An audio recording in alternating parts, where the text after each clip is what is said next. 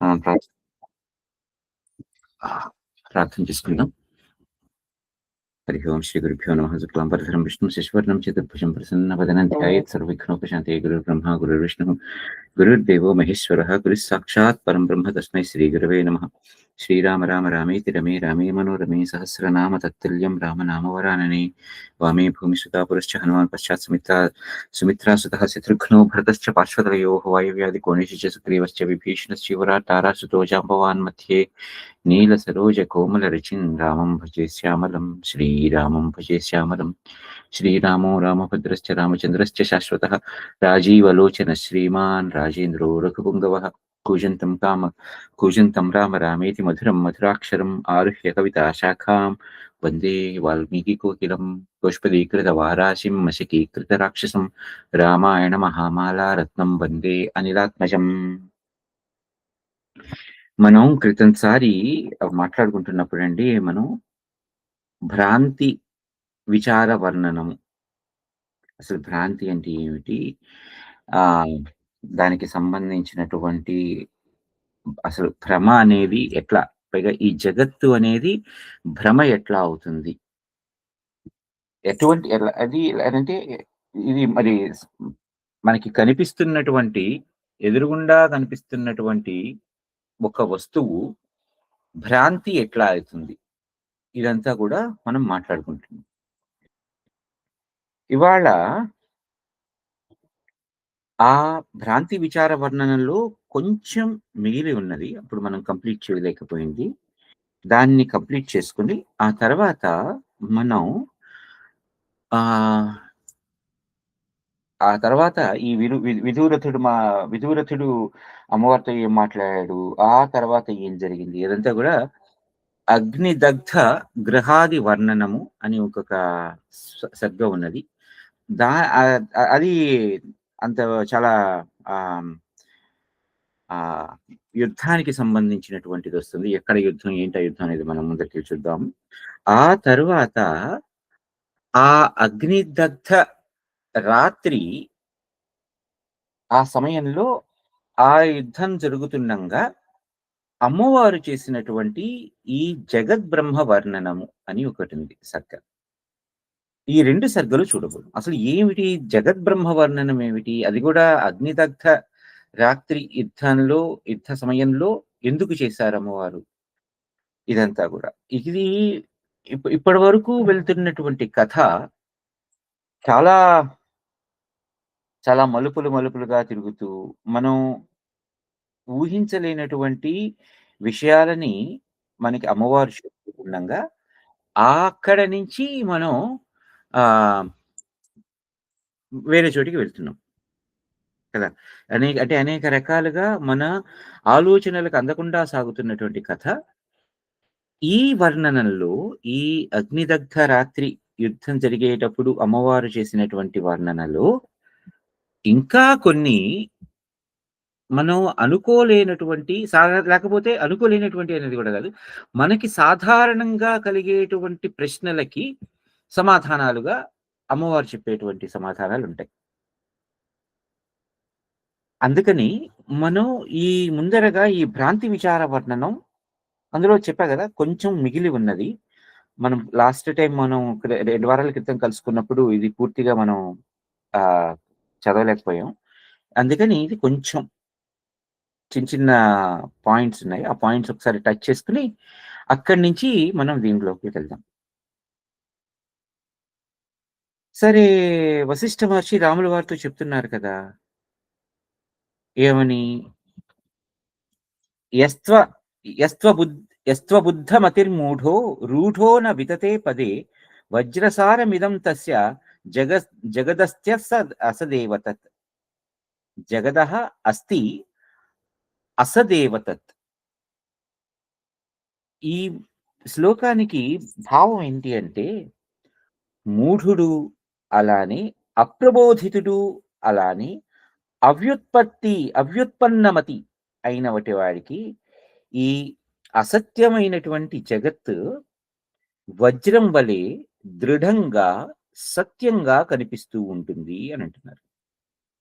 అంటే మూఢత్వంతో ఉన్నటువంటి వాడికి అలానే ఎవరు చెప్పనటువంటి వాడికి, అంటే ఎవరు కూడా బోధించనటువంటి వాడికి, అలానే అవ్యుత్పన్నమతి అంటే బుద్ధి వికసించనటువంటి వాడికి కూడా ఏమవుతుందిట అంటే, ఈ అసత్ అయినటువంటి జగత్తు చాలా దృఢంగా, సత్యంగా గోచరిస్తుంది. ఎలాగా అనంటే, ఇప్పుడు చిన్న పిల్లాడిని వాడు పడుకోకపోతే వాళ్ళమ్మ, "అమ్మో! బూచాడొచ్చేస్తాడు, బూచాడొచ్చేస్తాడని" చిన్నప్పటి నుంచే భయపెడుతుంది గదా! భయపెడితే వీడు కళ్ళు మూసుకొని డింగుమని పడుకుంటాడు. లేకపోతే అన్నం తినకపోయినా, లేకపోతే చెప్పిన మాట వినకపోయినా బూచాడు ఎత్తుకెళ్ళిపోతాడంట. హ్మ్. అది యాక్చువల్‌గా ఆ పిల్లవాడి మనస్సు మీద వాడెవడో ఉన్నాడు. వాడు భయంకరంగా ఉంటాడు. ఆ భయంకరంగా ఉన్నవాడు మనకేదో హాని కలిగిస్తాడు అనేటువంటి ఒక ముద్ర తల్లి వేస్తోంది. యాక్చువల్‌గా ఉన్నాడా? లేడా? అనేది వాడికి తెలీదు. కానీ తల్లి చెప్పిన మాటలు ఆ ఆ పిల్లవాడి మనస్సు మీద ఎంత గాఢంగా ముద్ర వేసేసింది. అలా ముద్ర వేసేసినటువంటి పిల్లవాడు అది నిజమేమో అని నమ్మి,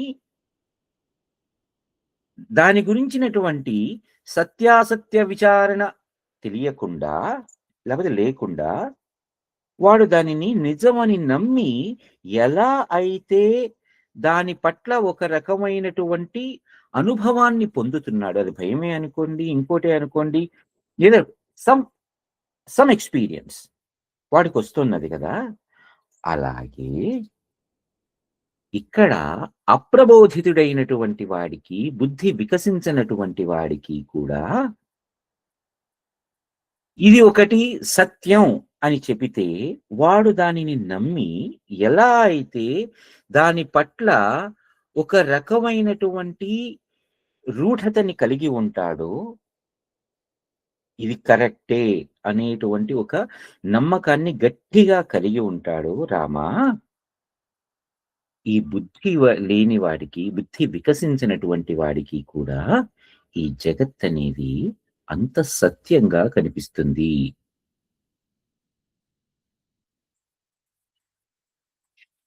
పైగా రామా, నువ్వేం తెలుసుకోవాలి అంటే, దీర్ఘ స్వప్నమిదం విశ్వం విద్యహంతాది సంయుతం అత్రాన్యే స్వప్న పురుష యథా సత్యాస్తథా నృణు యథా సత్యాస్తథా శృణు. అహంకారాది భావాలతో కూడుకొనినటువంటి ఈ జగత్తు ఒక దీర్ఘ స్వప్నం లాంటిది అని తెలుసుకో. ఇందులో ఈ నీకు ఆ స్వప్న దృశ్యాలు ఎలా కనిపిస్తాయో, కళ్ళు మూసుకొని నువ్వు నిద్రపోతే, ఆ నిద్ర ఆ సుషుప్త్యావస్థలో నీకు కలలు ఎలా కనిపిస్తాయో, స్వప్నావస్థలో కలలు ఎలా కనిపిస్తాయో, ఆ కలలన్నీ కూడా జాగ్రత్త అవస్థలోకి వచ్చిన తరువాత అసత్యాలని నువ్వెలా తెలుసుకుంటావో రామా, ఇవి కూడా ఇలాంటివే. ఈ జగత్తు నీకు ఎదురుగుండా కనిపిస్తున్నటువంటి ఏ వస్తువు కూడా ఇలాంటిదే. ప్రతి వస్తువు కూడా స్వప్నతుల్యమే. జాగ్రత్తవస్థలో నువ్వు జాగ్రత్త అవస్థలో ఇది సత్యం అని నువ్వు తెలుసుకుంటున్నది ఏదైతే ఉన్నదో రామ, స్వప్నావస్థలో నువ్వు చూసిన దృశ్యం లాంటిదే. ఎలా అవుతుంది? ఎందుకంటే ఇప్పుడు నేను ఇప్పుడు నేను పడుకున్నాను. కల వచ్చింది. ఆ కలలో ఏవేవో కొన్ని సంఘటనలు జరిగినాయి. ఆ సంఘటనలకి సంబంధించి ఏవేవో కొన్ని పాత్రలొచ్చినాయి. ఆ పాత్రలు ఏవేవో కొన్ని అనుభూతులు కలిగించినాయి. ఆ అనుభూతులన్నీ కూడా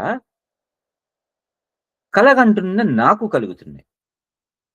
ఆ పాత్రలు ఏమేమైతే ఆలోచిస్తున్నాయో, ఆ ఆలోచనలు నా మస్తిష్కంలో మెదులుతున్నాయి కదా! ఇప్పుడు జాగ్రత్త అవస్థలో నా ఎదురుగుండా ఉన్న పాత్రలు ఏమేమైతే మాట్లాడుకుంటాయో, లేకపోతే ఎలా అయితే ఆలోచిస్తాయో, నేను ఈ మాట అంటే వీళ్ళు ఇలా రియాక్ట్ అవ్వచ్చు. ఈ మాట అంటే ఇంకొకళ్ళు ఇంకోలాగా రియాక్ట్ అవ్వచ్చు. ఇప్పుడు చెస్ గేమ్ ఆడుతున్నాను. చెస్ గేమ్ ఆడుతుండంగా ఆ చెస్ గేమ్‌లో అవతల వాడు ఎటువంటి పావులు ఎలా కదపొచ్చు అని నేను ముందర ఒక ప్రణాళిక వేసుకొని, ఆ ప్రణాళికకి అనుగుణంగా నేను నా పావులు కదుపుతూ ఉంటా. అంతే కదా! అలానే ఈ జాగ్రత్త అవస్థలో నా ఎదురుగుండా ఉన్నవాడు ఒకవేళ నేను ఈ మాట మాట్లాడితే వాళ్ళు ఇలా రియాక్ట్ అవ్వచ్చు. వాళ్ళు ఇలా మాట్లాడితే నేను ఇలా రియాక్ట్ అవ్వచ్చు అని ప్రతీదీ కూడా ఒక ముందస్తు ప్రతిచర్య. రైట్. ఇట్స్ నాట్ ఒక చర్య జరిగిన తరువాత ఒక ప్రతిచర్య కాదు. వాడు ఇలా చెయ్యొచ్చేమో అనుకుని దానికంటూ ఒక ముందస్తు ప్రణాళికగా నేను చేసుకునేటువంటి ఒక ప్రతిచర్య ఉంటుంది. ఒక రియాక్షన్, ఏ ప్రీ ప్లాన్డ్ రియాక్షన్. రైట్. అలా ఈ జాగ్రత్త అవస్థలో కూడా ఆ అనుభూతులని నేను ముందరే అనుభవిస్తున్నాను. అన్ని అనుభూతులని నేను ముందరే అనుభవిస్తున్నాను. అనుభవించి తర్వాత దానికి అనుగుణంగా ఎటువంటి చర్య జరుగుతుందో దానికి అనుగుణంగా నేను రియాక్ట్ అవుతాను. ఒకవేళ కొన్ని నాకు తెలియకుండానే కొన్ని జరగచ్చు. ఆ అనుభూతులు వాటికి సంబంధించి కూడా నేను ఆ అనుభూతులనే చెందుతున్నాను. అలాని నాకు తెలియకుండా జరిగినటువంటి వాటికి కూడా నేను మళ్ళీ ప్రతిచర్య ఇస్తున్నాను. కదా! సో, ఇలా ఈ జగత్తులో జాగ్రత్త అవస్థలో కూడా నువ్వు చూసేది ఒక రకమైనటువంటి స్వప్నతుల్యమే. అది కూడా మరి ఇదెట్లా అంటే దీర్ఘ స్వప్నం. మనకు రాత్రి పడుకున్నప్పుడు ఒక 4, 5 గంటల్లో ఏదో ఒక కలొస్తుంది అయిపోతుంది. కానీ ఈ జాగ్రత్త అవస్థలో నేను చూస్తున్నటువంటి నా చుట్టుపక్కల జరుగుతున్నటువంటి పరిస్థితులు అన్నీ కూడా ఒక దీర్ఘమైనటువంటి ఒక కల లాంటివి. ఎక్కడ ఈ కల ప్రారంభమైంది? అంటే నాకు ఊహ తెలిసినప్పటి నుంచి. ఈ కల ఎప్పుడు ఎండ్ అవుతుంది? ఈ దేహం నుంచి వదిలేసిన తర్వాత. అంతవరకు జాగ్రత్త అవస్థ అంటాం కదా! నేనింక అదేంటి తురియంలోకి వెళ్ళాల. ప్రస్తుతానికి ఇక్కడే ఉంటున్నాను. తురియంలోకెళ్తే ఇంక అసలు ఇవేమీ ఉండవనుకుంటాం మనం. కానీ జాగ్రత్త అవస్థలో కూడా ఊహ తెలిసిన దగ్గర నుంచి అలానే నా ఊహ అంతరించిపోయేంత మటుకు కూడా రైట్.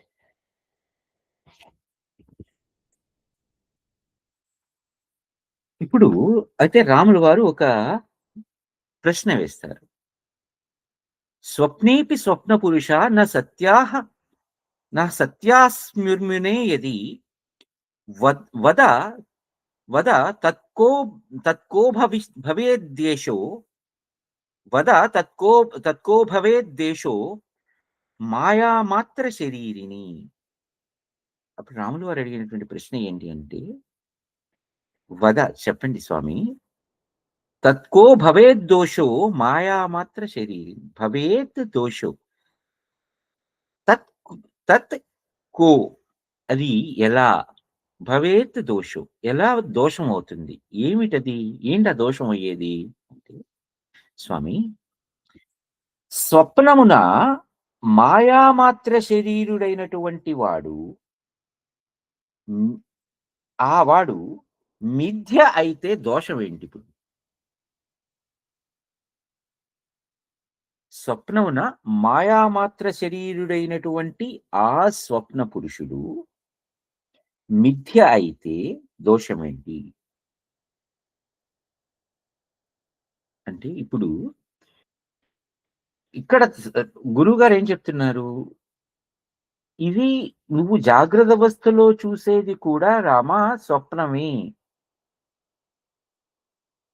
ఇవి ఈ స్వప్నం ఈ కల చూసేటువంటి వాడు కలలో వీళ్ళందరూ కూడా ఇప్పుడు అంటే కలలో కనపడేటువంటి రకరకాలైనటువంటి పాత్రలు, పాత్రధారులు ఎవరైతే ఉన్నారో వాళ్ళందరూ కూడా ఆ కల నడుస్తున్నంత సేపు సత్యంగానే కనిపిస్తారు. ఎప్పుడైతే ఆ కల అయిపోతుందో, అంటే జాగ్రత్త అవస్థలోకి చేరతాడో, లేదా సుషుప్త్యావస్థలోకి వెళ్తాడో, అంటే గాఢమైన నిద్రలోకి వెళ్తాడో, అక్కడ కల అంతరించిపోవచ్చు. లేకపోతే జాగ్రత్త అవస్థలోకి వచ్చినా కల అంతరించిపోవచ్చు. కదా! ఇలా ఎప్పుడైతే ఆ కల అంతమైపోతుందో, అంతవరకు కూడా ఇందాక అనుకున్నాం. ఎప్పుడు నాకు ఊహ తెలుస్తుందో, ఆ ఊహ తెలిసిన దగ్గర నుంచి, అలానే ఆ ఊహకి సంబంధించినటువంటి జ్ఞానం నాలో అది ఈ దేహంతో పోవచ్చు, లేకపోతే ఈ దేహంలో ఉన్న రకరకాల రుగ్మలతో పోవచ్చు. రుగ్మతలొస్తాయి కదా! ఇప్పుడు అల్జీమర్స్ అనో, ఇంకోటనో, ఇంకోటనో. అంటే ఆ మరుపు వ్యాధి. అంటే ఆ ఊహ అక్కడి నుంచి ఎక్కడైతే పుట్టి, మళ్ళీ ఎక్కడైతే నాకు ఆ ఊహా శక్తి, ఆ ఊహకి సంబంధించిన ఆలోచనా శక్తి అంతరించిపోతుందో అంతవరకు కూడా ఇదంతా ఒక స్వప్నంలాగానే ఉంటుంది కదా! అలా అంటే అప్పుడు ఆ కల చూస్తున్న వాడి యొక్క చైతన్యం ఎక్కడున్నది? ఆ స్వప్నంలో ఉన్నది. కదా! ఎందుకంటే ఆ కళ నాకు కనిపిస్తున్నప్పుడు ఎందుకంటే ఆ చైతన్యం నాకు కళలోనే ఉన్నది అని ఎందుకు అనుకుంటా నేను? ఎందుకంటే ఆ కళలో జరుగుతున్నటువంటి ప్రతి అనుభూతి కూడా నాకు ఒక వాస్తవంలాగా నాకు అనిపించి, ఆ అనుభూతిని నేను చెందుతున్నా. కలలో భయమేసింది, కలలో కోపమొచ్చింది, కలలో ఆనందం వేసింది, కలలో నవ్వొచ్చింది. కానీ ఆహ్, ఇన్ని రకాలైనటువంటి ఈ కళల ద్వారా నాకు కలిగినటువంటి అనుభూతులు ఎక్కడ అనుభవిస్తున్నాను? ఆ చైతన్యం ఎక్కడున్నది నాకు? కలలో ఉన్న చైతన్యం బయట నేను నిద్రలో ఉన్నప్పుడు ఈ దేహం చెందుతుంది కదా! ఆ చైతన్యం దానికి ఆధారమైనటువంటి దాని చిత్తం ఎక్కడున్నది? ఎక్కడ ప్ర ఎ ఎ ఎక్కడ ఎన్‌లైటెన్ అవుతోంది? ఎక్కడ ప్రకాశిస్తోంది?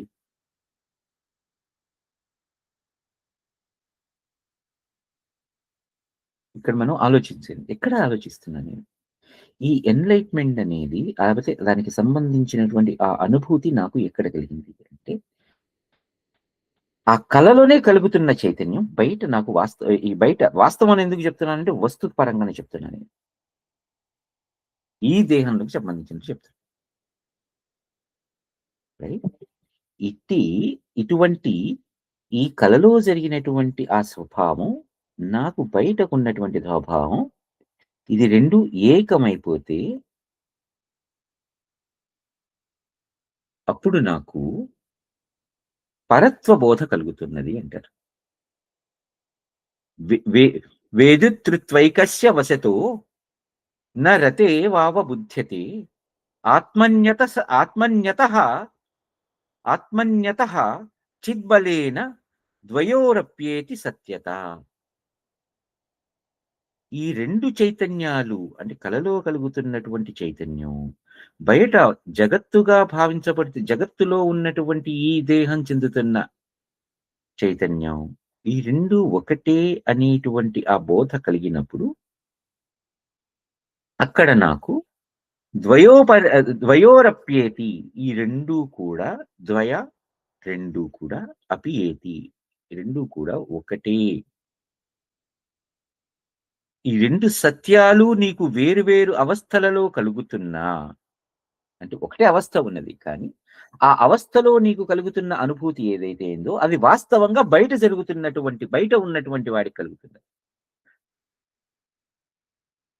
జగత్తులో ఉన్నవాడికి. కదా! అప్పుడు రాములు వారు అడిగిన ప్రశ్నకి సమాధానం ఆలోచిద్దాం. రాములు వారు ఏమడిగారు? మరి స్వప్నంలో మాయామాత్రంగా ఉన్నటువంటి ఆ స్వప్న పురుషుడెవడైతే ఉన్నాడో, వాడు అంటే వాడు చెందుతున్నటువంటి ఆ అనుభూతి బయట కలుగుతోందంటున్నారు గదా! అప్పుడు ఈ రె ఈ ఈ పర్టిక్యులర్ దీనికేదైతే ఉందో అది మిథ్య. అది ఒకవేళ భ్రమ అయితే ఏంటి? ఎందుకు అడగాలి రాముల వారు ఆ ప్రశ్న? ఇక్కడ ఒకసారి రాములు వారు అడిగిన ప్రశ్నని విచారిద్దాం. స్వప్నేపి స్వప్న పురుష న సత్యాః స్మ్యురే న సత్యాః న సత్యాస్మి మునేః యది వద తత్కో భవిద్దోషో వద తత్కో భవేద్దోషో మాయామాత్ర శరీరిని. మాయామాత్ర శరీరమైనటువంటి ఆ స్వప్న పురుషుడు మిథ్య అయితే దోషమేంటి? మిథ్య కాకపోతే దోషమేంటి? మిథ్య అంటే భ్రమ అనుకుందాం. మిథ్య అంటే లేనిది కదా! ఆ అనుభూతి నాకు జాగ్రత్త అవస్థలో కలగట్లేదు. స్వప్నంలోనే కలుగుతుంది. జాగ్రత్త అవస్థలో జాగ్రత్త అవస్థ అంటే ఇన్ ద సెన్స్ తప్పుగా మాట్లాడానది. జాగ్రత్త అవస్థ అనకూడదు. బయట ఉన్నటువంటి ఎవడైతే కలగంటున్నాడో వాడికి. అందుకని జస్ట్ ఊరికే ఆ డిఫరెన్షియేషన్ కోసం జాగ్రత్త అవస్థ అని వాడాను గానీ, అలా జాగ్రత్త అవస్థలో లేడు వాడు. వాడు నిద్రలోనే ఉన్నాడు. నిద్రలో స్వప్నావస్థలో ఉన్నాడు.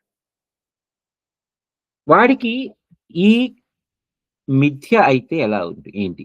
మిథ్య కాకపోతే ఏంటి? ఎందుకంటే స్వప్నంలో ఎవరైతే ఉన్నారో ఇదంతా అసలు స్వప్నం గురించి ఎందుకు మాట్లాడుకుంటున్నాం మనం? ఇందాక నుంచి స్వప్నం, స్వప్నం, స్వప్నం అనుకుంటున్నాం. ఎందుకు మాట్లాడుతున్నాం? ఎందుకంటే వశిష్ఠ మహర్షి ఈ ప్రస్తుతం మనం జగత్తు, జాగ్రత్త అని అనుకుంటున్నది ఏదైతే ఉందో ఇదంతా కూడా స్వప్న తుల్యమైనది అని ఒక కంపారిజన్ క్రియేట్ చేస్తూ ఈ ఉత్పత్తి ప్రకరణానికి సంబంధించినటువంటి మెయిన్ పాయింట్‌ని చెప్తున్నారు. ఈ ఉత్పత్తి జరిగినది ఒక స్వయంభువు అనేటువంటి ఎవరైతే బ్రహ్మగారు ఉన్నారో, ఈ ఆయన ఉద్భవించిన తరువాత ఆయన ఉద్భవంలో ఆయన యొక్క కల్పనలో మానసికంగా జరిగినటువంటి ఒక ఆలోచన ద్వారా జరిగినటువంటి ఒక కల్పనలో ఈ సృష్టి ఆవిర్భవించింది. అంతేగాని ఈ సృష్టి అంటూ వస్తుపరంగా, వాస్తవంగా లేనిది. అక్కడ నుంచి ఇప్పుడు దీనికి ఇంకా ఈ నమ్మకాన్ని ఇంకా గాఢంగా నాటుకునేటట్లుగా చేయడం కోసం అని చెప్పి వశిష్ఠ మహర్షి దీనిని ఒక కల లాంటిది రామా అంటూ దానికి కంపారిజన్‌గా ఒక ప్యారలల్ పర్స్పెక్టివ్‌ని మనకి డిఫైన్ చేస్తున్నారు.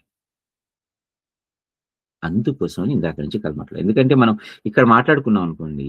దీన్ని ఎందుకు ఇదంతా ఎందుకు మనం దీని గురించి ఇంత విస్తారంగా, ఇంత వివరణగా ఎందుకు మాట్లాడుకోవాలి అనంటే, ఇది మన మనస్సులలో అంటే మన ఆలోచనలో ఇది బలంగా నాటుకోవాలి. అందుకోసమని దీనికి ఇంత వివరంగా మనం వెళ్తున్నాం. ఇది ఎందుకోసం అనంటే ఇప్పుడు మాయ అనంటే ఏంటి? మాయ. సాధారణంగా దీన్ని మన పెద్దవాళ్ళు ఎలా విచారిస్తారు? మాయ అనే మాటని ఇప్పుడుండి లేనిది. ఇప్పుడున్నది, తర్వాత లేనిది. అలానే ఇప్పుడు లేనిది, తర్వాత ఉండేది. దీన్ని మాయ అని విచారిస్తాం. అలానే దీనికి మా ఈ 2 అక్షరాలని 2గా బ్రేక్ చేస్తే, విడదీస్తే మా య. అంటే ఏది? ఏదైతే. లేపోతే మనకి కనిపించేది ఏదైతే ఉన్నదో అది మా. అది లేనిది. మా అంటే లేనిది అని కదా అర్థం సంస్కృతంలో. లేపోతే ఒక నెగెటివ్ సెన్స్ చెప్తాను. లేదు, వద్దు, కాదు ఇలా మాటలకొచ్చినప్పుడు మా అంటాం. యాహ్! అంటే ఏదైతే కనిపించే ప్రతీది కూడా అది అంతా కూడా లేనిది. అది మాయ. రైట్? సో, ఆ మాయకి సంబంధించినటువంటి విచారణ చేసేటప్పుడు ఇది అంతా కూడా ఈ మాయామయ జగత్తు. ఇదంతా కూడా మాయతో నిండినది. అంటే ఏదైతే లేనిదైతే ఉన్నదో. అందుకోసమని దీనికి ఈ స్వప్న విచారణ దీనికి సంబంధించిన ఇది భ్రాంతి. ఈ భ్రాంతి విచారణ దానికి సంబంధించి ఇదంతా కూడా ఒక ప్యారలల్ డెఫినిషన్ జగత్తుకి స్వప్నానికి కల్పించేటువంటి ఒక ప్యారలల్ డెఫినిషన్ కోసం మనం ఇంత మాట్లాడుకుంటున్నాం. సో, ఇప్పుడు రాములు వారు అడిగినటువంటి ఆ ప్రశ్నని ఇప్పుడు మనం ఉన్నటువంటి ఈ జాగ్రత్త అవస్థలో ఏదైతే నిజం వస్తుతః ఉన్నది, వాస్తవంగా ఉన్నది అని అనుకుంటున్నానో, దానికి దీనికి ఒక ప్యారలల్ కంపారిజన్ తీసుకొద్దాం. రాములు వారు అడిగిందేంటి? స్వప్న పురుషుడు మిథ్య అయితే దోషమేంటి? మిథ్య కాకపోతే దోషం. స్వప్నమే అంటున్నావు. అది మిథ్యే అని తెలుస్తుంది. లేదా స్వప్నమే అంటున్నావు. మిథ్య కానిది అయింది. ఏమైందిప్పుడు?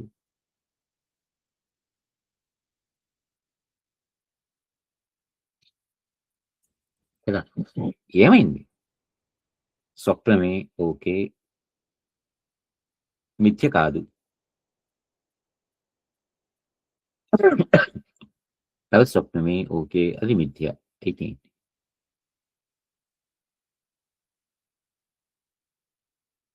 ఇప్పుడు వశిష్ఠ మహర్షి ఏమని చెప్తున్నారంటే, రామా స్వప్నేన పురవాస్తవ్య వస్తుతః సత్యరూపిణః ప్రమాణమాత్ర శృణు మే ప్రత్యక్షం నామ నేతరత్. రామా నీ స్వప్నంలో ఈ పురవాసులెవరైతే ఉన్నారో, అంటే నీ కలలో నీకు కనిపించే పాత్రలేవైతే ఉన్నాయో, అవి ఆ సమయంలో సత్యస్వరూపంలో గోచరిస్తారు అనటానికి అది అది నీవు తప్పితే ప్రత్యక్షం కాక, నీ యొక్క ప్రత్యక్షమైనటువంటి అనుభూతి కాక వేరొక ప్రమాణం లేదు. ప్రమాణమాత్ర శృణు మే ప్రత్యక్షం నామ నేతరత్. నీ స్వప్నంలో నీ పురవాసులు ఎవరైతే ఉన్నారో వాళ్ళు అందరూ కూడా సత్యస్వరూపంగా గోచరిస్తారు అంటానికి ప్రత్యక్షం కాకుండా వేరొక ప్రమాణం లేదు. కదా! ప్రత్యక్షం అంటే కనిపించడం. ఎదురుగుండా కనిపించడం. కదా! ప్రత్యక్షమయ్యారు. అమ్మవారు ప్రత్యక్షమయ్యారు. అమ్మవారు అంతర్ధానం అయ్యారంటారు. అమ్మవారు ప్రత్యక్షమయ్యారంటే కనిపించారు. అమ్మవారు అంతర్ధానం అయ్యారంటే కనిపించకుండా వెళ్ళిపోయారు. ఇక్కడ ఇక్కడ ప్రత్యక్షమే అంటే నీ ఎదురుగుండా కనిపిస్తున్నారు. ఎవరు ఇప్పుడు ఇంతకి ఎవరు చూస్తున్నారు దాన్ని? నువ్వు చూస్తున్నావు. నీ కంటికి కనిపించారు వాళ్ళు. నీ కంటికి కనిపించినటువంటి వాళ్ళు ప్రత్యక్షం కాక వేరొక ప్రమాణం లేదు. ఇంకొకళ్ళు కనిపిస్తున్నారా? జాగ్రత్త ఇప్పుడు ఈ పర్టిక్యులర్ దీన్ని మనం ఈ జగత్తుకి అనుభవిద్దాం. ఈ జగత్తుకి అదే అన్వయిద్దాం మనం. ఇప్పుడు నేను ఒక వస్తువుని చూస్తున్నా. ఒక వస్తువు నాకు ఒక ఆకారంలో కనిపిస్తున్నది. కదా! ఆ వస్తువు ఇంకొకళ్ళు నా పక్కనున్న వాళ్ళు కూడా చూస్తున్నారనుకుందాం. వాళ్ళకి నాకు కనిపించినటువంటి ఆకారంలోనే కనిపించాలనేటువంటిది లేదు. కనిపించచ్చు, కనిపించకపోవచ్చు. కదా! ఎందుకంటే మనం ఒకసారి అయ్ ఆహ్, ఈ ఒక గులాబీ పువ్వు తీసుకుంటాను. ఆ గులాబీ రంగులో ఉంది అని నేనంటాను. అది నాకు కనిపిస్తున్నది. కానీ అది నాకు కనిపించే విధంగా అవతల వాళ్ళకి కూడా కనిపించాలి అనేది లేదు. ఎందుకంటే నాకు ఒక వర్ణంలో కనిపించింది. ఒక రంగులో కనిపించింది. దాన్ని నేను గులాబీ రంగు అన్నా. నాకు ఏ రంగులో కనిపించి నేను దానిని ఆ రంగుకు సంబంధించినటువంటి ఒక పువ్వు అని నేను చెప్పగలిగానో, ఆ ఆ వివరణ అవతల వాళ్ళ యొక్క దృష్టికోణం నుంచి చూసినప్పుడు ఇలా ఉండాల్సిన అవసరం లేదు. ఇప్పుడు నేను ఆకాశంలో ఎప్పుడైనా మనం సాయంత్రాల పూట ఆకాశంలోకి మేఘాలు చూసామనుకోండి, మనకి ఆ మేఘం రకరకాలైనటువంటి షేపుల్లో కనిపించొచ్చు. కరెక్ట్? కానీ పక్క వాళ్ళు చూసేటప్పటికి ఆ మేఘం కరిగిపోవచ్చు, లేకపోతే మాయమైపోవచ్చు, లేదా మేఘం కదిలిపోవచ్చు. ఆ సమయంలో వాళ్ళకి అది ఇంకో రకంగా కనిపించొచ్చు. కదా! అంటే ఈ క్షణంలో ఉన్నటువంటి వస్తువు, నాకు ప్రత్యక్షమైనటువంటి వస్తువు, అవతల వాళ్ళకి అది అలానే కనిపించొచ్చు, కనిపించకపోవచ్చు. 2 ఉన్నాయి. సో, హియర్ మనకేంటంటే దీన్ని ఇట్స్ కాల్డ్ అన్‌సర్టెనిటీ. మనకి ఫిజిక్స్‌లో క్వాంటమ్ మెకానిక్స్‌లోనో సారీ క్వాంటమ్ మెకానిక్స్‌లోనే వస్తుంది. ఇందులో థియరీ ఆఫ్ అన్‌సర్టెనిటీ అని హైజెన్బర్గ్స్ థియరీ ఆఫ్ అన్‌సర్టెనిటీ అని ఒకటున్నది. మీరు చదివుంటే గనక ఏంటంటే, ఒక వస్తువుని నేను ఒక రకంగా చూద్దాం అనుకున్నప్పుడు, ఆ వస్తువు నాకు ఆ రకంగా కనిపించకపోవచ్చు. ఇప్పుడు ఒక ఎలక్ట్రాన్ పార్టికల్ వెళ్తున్నప్పుడు అది వేవ్ మోషన్‌లో వెళ్తున్నది అనుకుని చూస్తే అది నాకు స్ట్రెయిట్ లైన్‌లో కనిపిస్తుంది. ఓహో! ఇది స్ట్రెయిట్ లైన్‌లో ఉన్నదా అని కనిపిస్తే అది వేవ్ మోషన్‌లో వెళ్తున్నట్టు కనిపిస్తుంది. రైట్. దిస్ ఈస్ ఆల్ ఇప్పుడు ఇదంతా కూడా ఇప్పుడు చెప్పాను. ఇప్పుడంతా మనం మాట్లాడుకుంటే దీనికో పెద్ద థియరీ మనం కనిపెట్టాం. దీని థియరీ ఆఫ్ అన్‌సర్టెనిటీ. అది ఎలా ఉంటుందో నాకు తెలియదు. అప్పుడు దానికి ఏం చెప్పాలి? ఇది దాని నియతి. ఇది దానికి సంబంధించిన నియతి తప్పితే ఇంకోటి కాదు. అంటే దానికంటూ ఒక గుణాన్ని నేను ఒక అట్రిబ్యూషన్ ఇచ్చేసాను. ఒక దానికి సంబంధించి ఈ గుణం దానిదిది అని చెప్పేసాను. అలాగే ఈ వస్తువు నాకు చూస్తున్న వాడికి ప్రమాణంగా కనిపించొచ్చు. ప్రమాణంగా కనిపించొచ్చు. ఇంకొకటికి ఇంకో రకంగా కనిపించొచ్చు. అంటే పలు రకాలైనటువంటి డైమెన్షన్స్‌లో పలు రకాలుగా అది కనిపించొచ్చు. కనిపించకపోవచ్చు.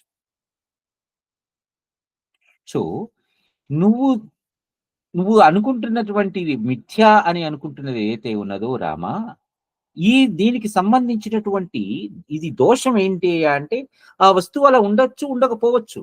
ఆ వస్తువు ఇప్పుడు ఏదైతే సత్య ప్రమాణంగా ఉన్నది అని అనిపించిందో, అది అందరికీ కూడా ఒకే వస్తువు ఏదైతే ఉన్నదో, అది అందరికీ ఒకే రకంగా కనిపించాలి. అది కదా సత్య ప్రమాణం అంటే.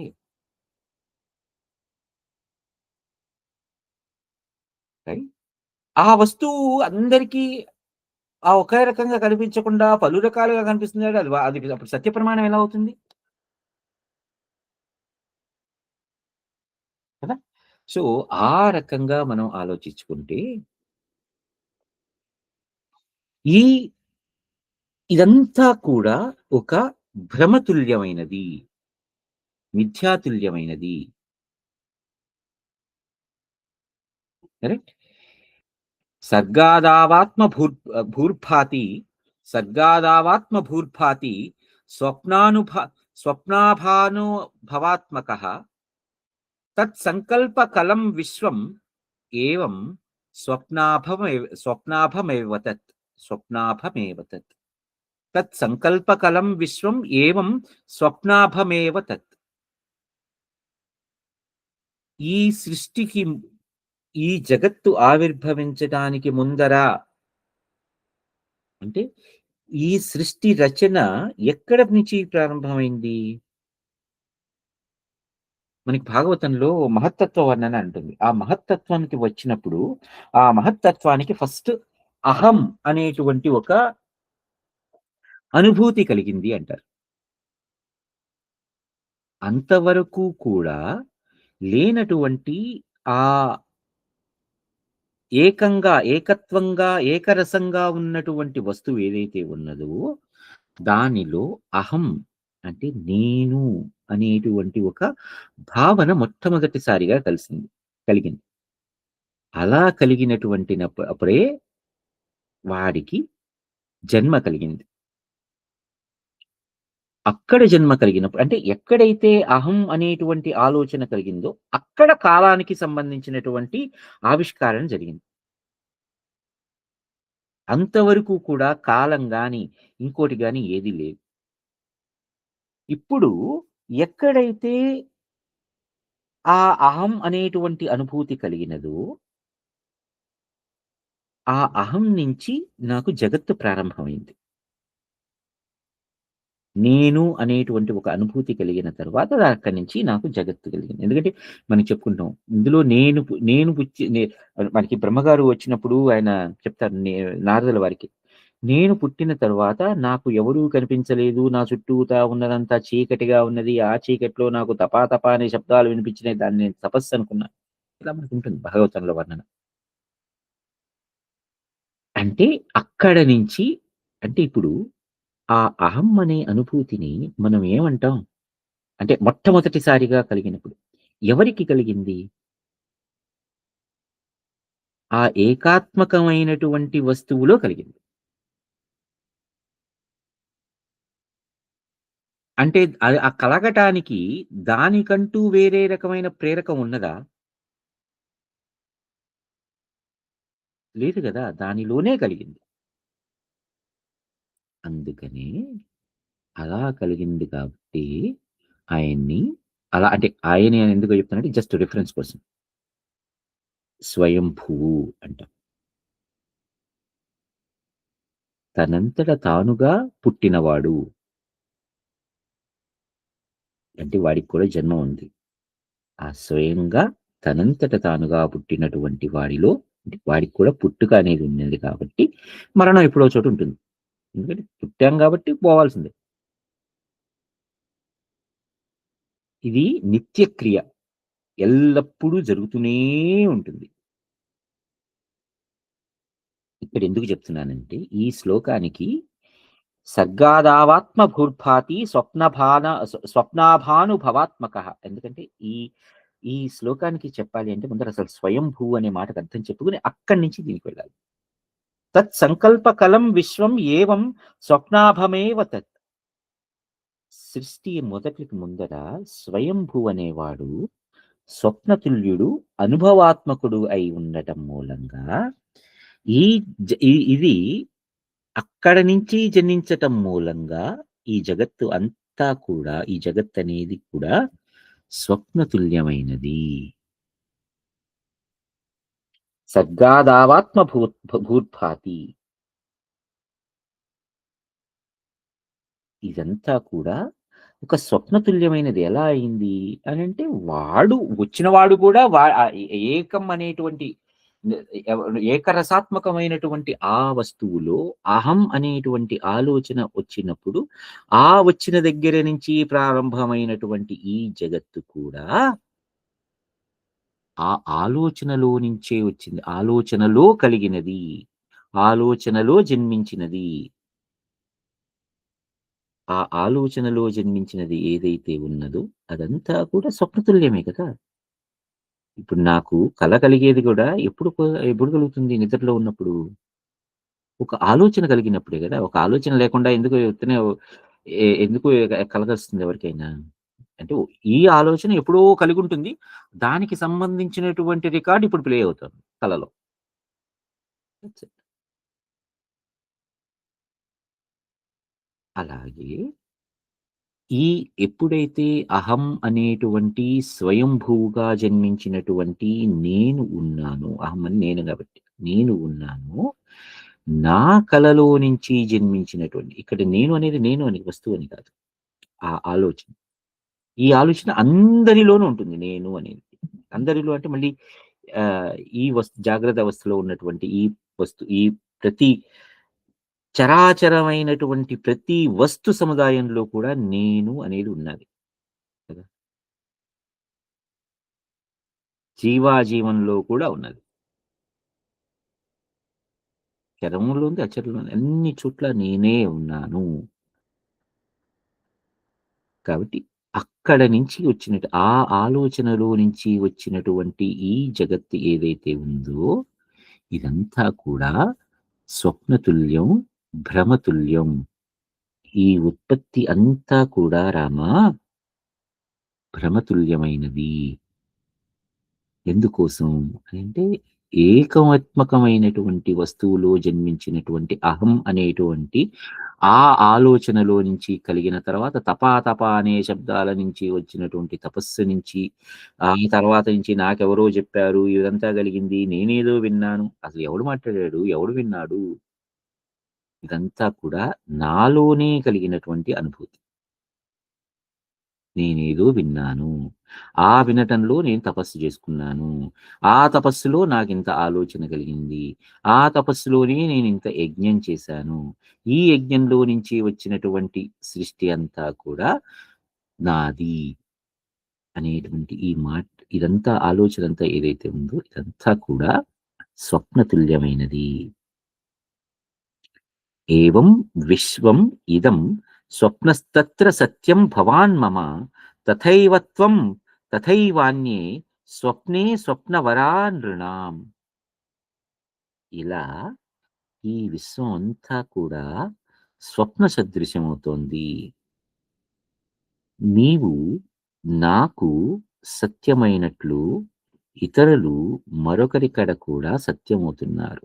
తథైవ త్వం తథైవ అన్యే. నీవు నాకు ఎదురుగుండా ఎలాగా సత్యంగా కూర్చుని జాగ్రత్త అవస్థలో సత్యంగా ఉన్నావు అని నేను నీతో మాట్లాడుతున్నాను అనుకుని మాట్లాడుతున్నాను చూడు. నాలాగానే ఉద్భవించినటువంటి నీకు నాకు నేనుగా చెప్పుకుంటున్నట్లుగా చెప్తున్నా.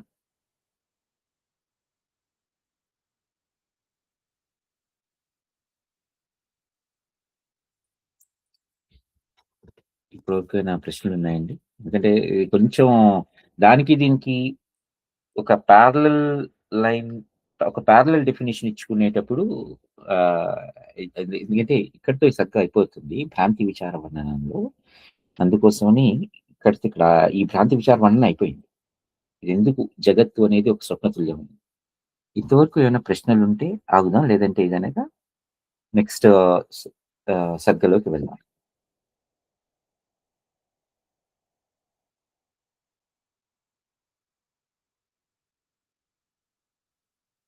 గంగాధర్ గారు, రమ్య గారు, బాబాయ్. నాకు ఇది బానే అర్థమైందండి. అంటే ఇది ఆయన స్వప్నం. ఆయన స్వప్నంలో ఈ రాముడిని కూడా ఊహించుకుని ఆయన చెప్తున్నట్టు చెప్తున్నారు. ఆ! ఆయన జాగ్రత్త అనుకుంటున్నది కూడా స్వప్నతుల్యమే అది. స్వప్నతుల్యం. యాహ్! హ్మ్.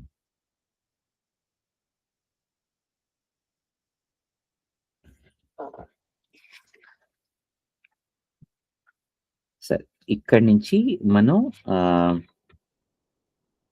సరే ఇదంతా యాక్చువల్‌గా రాముల వారు రాముల వారు వశిష్ఠ మహర్షి జరుగుతున్నటువంటి ఈ సంభాషణలో కథాభాగంలో వచ్చిందిది కదా! సరస్వతి అమ్మవారికిను, లీలాదేవికి, ఆ తర్వాత విధురథ మహారాజుకి వీళ్ళందరూ ఉన్నటువంటి కథ వివరిస్తూ ఈ కథలో ఇదంతా స్వప్న రామ అనుకుంటూ చెప్తూ వస్తున్నారు బయట. సరే మళ్ళీ మనం కథలోకి వద్దాం. ఇక్కడ ఈ కథలో ఇప్పుడేమవుతుంది అంటే, సరే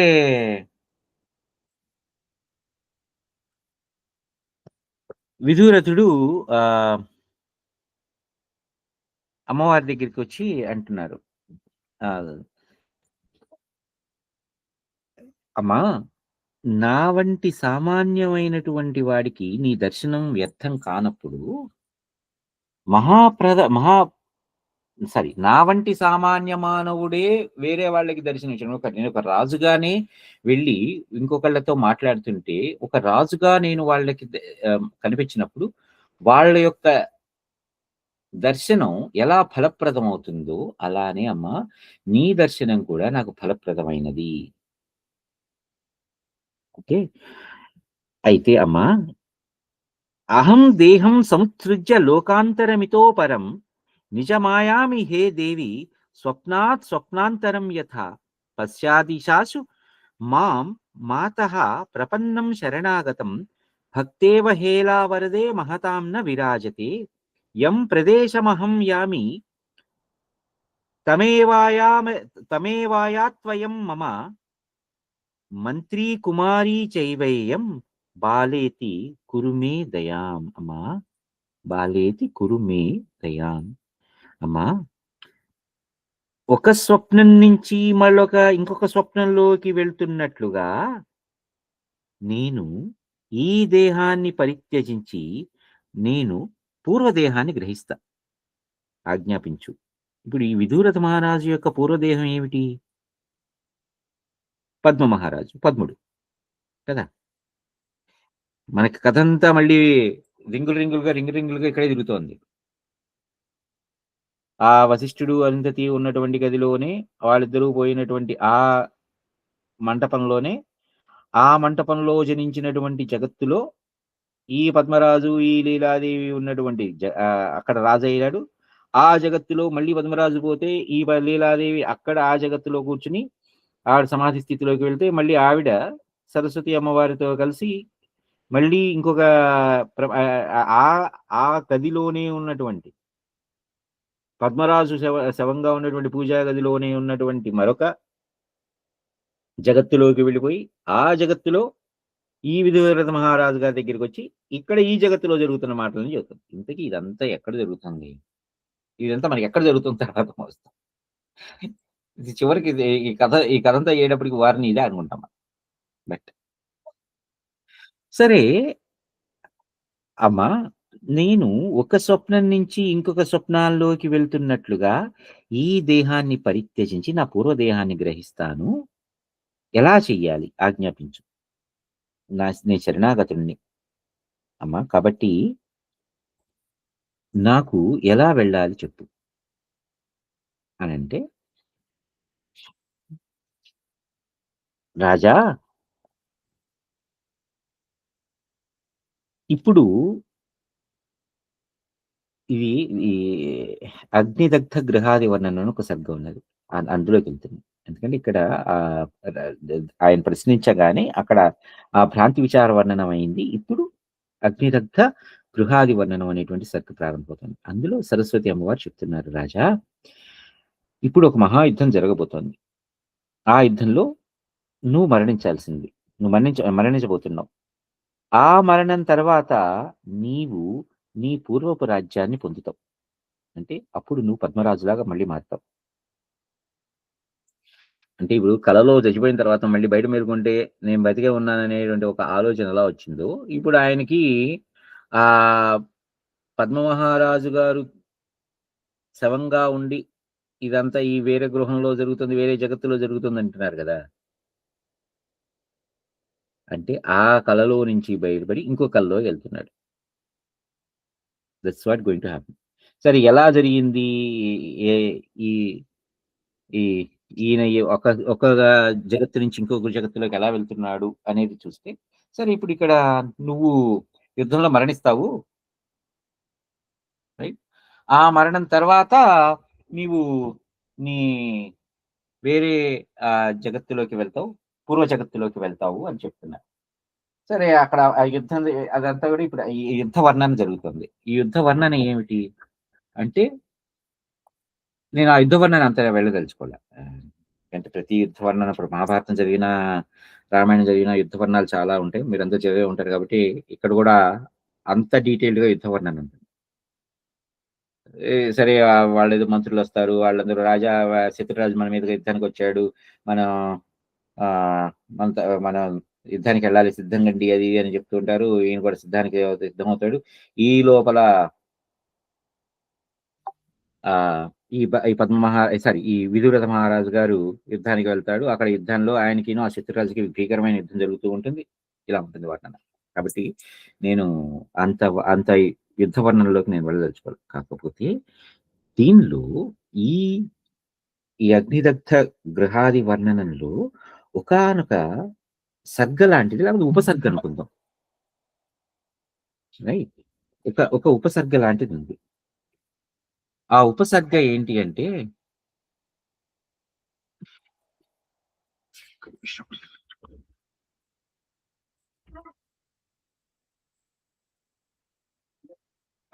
అక్కడ జగద్బ్రహ్మ వర్ణనం అని అంటారు. Okay, okay. అందులో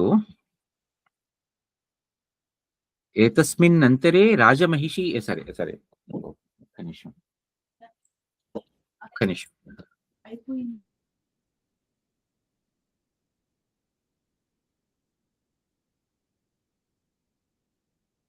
ఒక్క నిమిషం అండి. ఎవరో డోర్ కొడుతున్నారు. ఒక్క నిమిషం.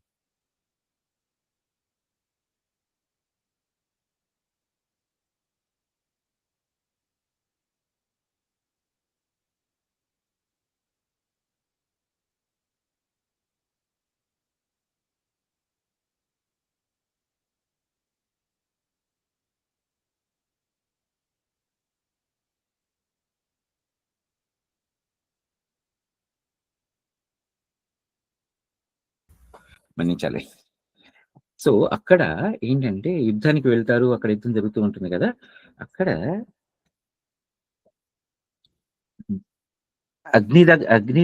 అగ్నిదగ్ధ రాత్రి యుద్ధంలో జగద్బ్రహ్మ వర్ణనం అని ఉంటుంది.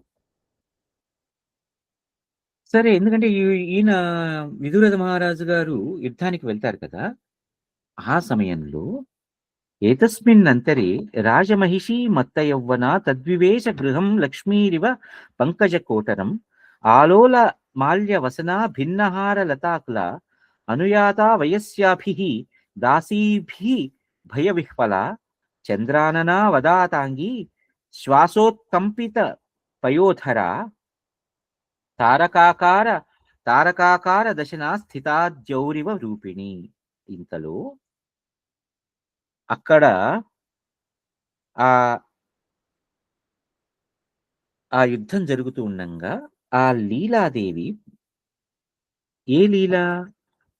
ఇక్కడ మనకి ఇద్దరు లీలలు కనిపిస్తారు. ఒకటి ఈ విదూరథ మహారాజు గారి భార్య. ఆవిడ పేరు కూడా లీలే. అలానే ఇప్పుడు అమ్మవారి పక్కన చైతన్య రూపంలో ఉన్నటువంటి ఇంకొక లీల. అందుకని ఈ ఇద్దరు లీలలకి కూడా మనం సెపరేట్‌గా డిస్కషన్ ఉంటుంది ఇద్దరికి. సో, ఇప్పుడు విదూరథ మహారాజు గారి దగ్గర ఉన్నటువంటి ఆ భార్య ఆవిడని ఆహ్, ఆహ్, ద్వితీయ లీల అంటారు. అమ్మవారి పక్కన చిత్ స్వరూపంగా ఉన్నటువంటి, బుద్ధి స్వరూపంగా ఉన్నటువంటి ఆవిడని ప్రబుద్ధ లీల అంటారు. అందుకని ఇక్కడ ఇద్దరు లీలలు కనిపిస్తుంటారు. ఇక్కడ ఎందుకు ఆహ్, డిస్టింగ్విష్‌మెంట్ ఎందుకు చెయ్యాలి అనేది ఎందుకొచ్చింది అంటే, ఇప్పుడు ఆ లీల వచ్చి ఎవరు? విదూరథ మహారాజు గారి భార్య అయినటువంటి ఆ ద్వితీయ లీల వచ్చి ఆవిడ్ని ఆహ్, సరస్వతి అమ్మవారికి కనిపిస్తుంది గదా! ఎందుకంటే విదూరథ మహారాజుకిను ఈ లీలకి కనిపిస్తుండగా విదూరథ మహారాజు గారు మాట్లాడతారు గదా! మాట్లాడి అప్పుడు విదూరథ మహారాజు గారు చెప్తారు అమ్మవారు. "నువ్వు యుద్ధంలో పోతున్నావు." ఆ! ఒక్క నిమిషం.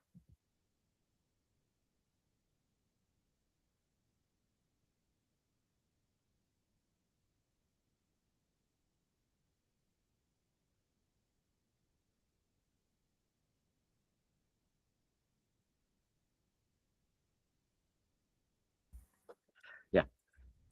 సో, ఇప్పుడు ద్వితీయ లీల అనే ఆవిడ అమ్మవారితో మాట్లాడుతూ ఉండంగా, ఈ ప్రబుద్ధ లీల అని ఉంటుంది. ఆవిడ ఏంటమ్మా ఈ సరస్వతి అమ్మవారితో మాట్లాడుతుంది.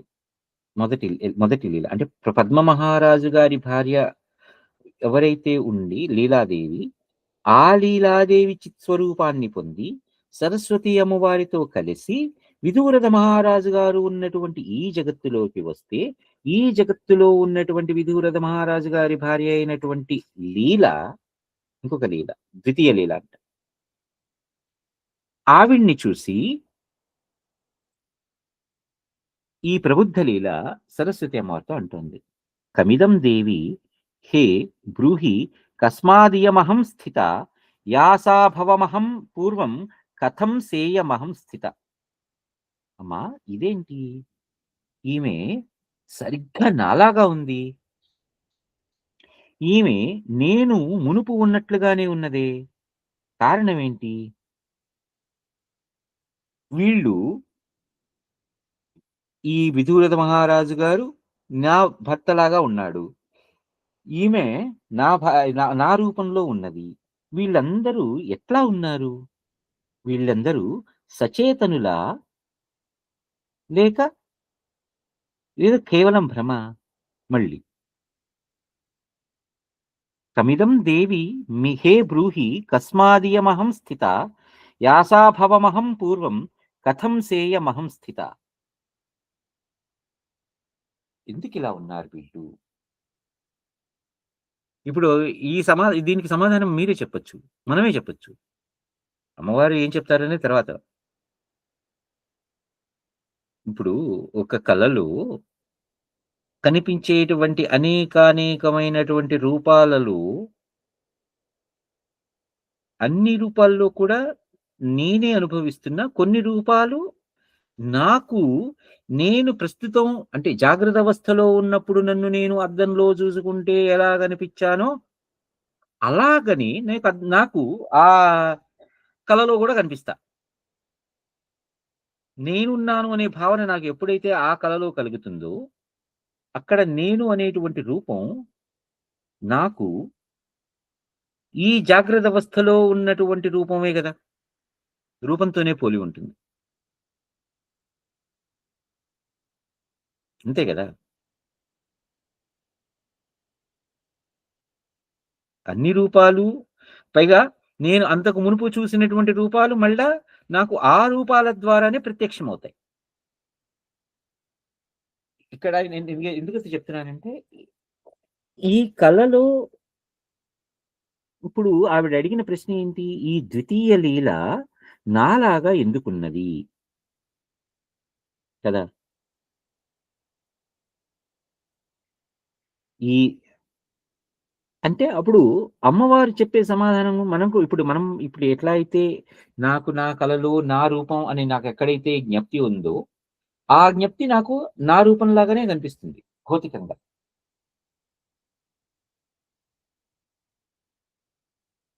కదా! అలాగే అమ్మవారు చెప్పినటువంటి మాట కూడా అదే. ఎందుకోసం అంటే యథా జ్ఞప్తిరుదేత్యేతత్ తం తస్తథానుభవతి క్షణాత్ చితిశ్చేత్యార్థతామేతి చిత్తం చిత్తార్థతామివ.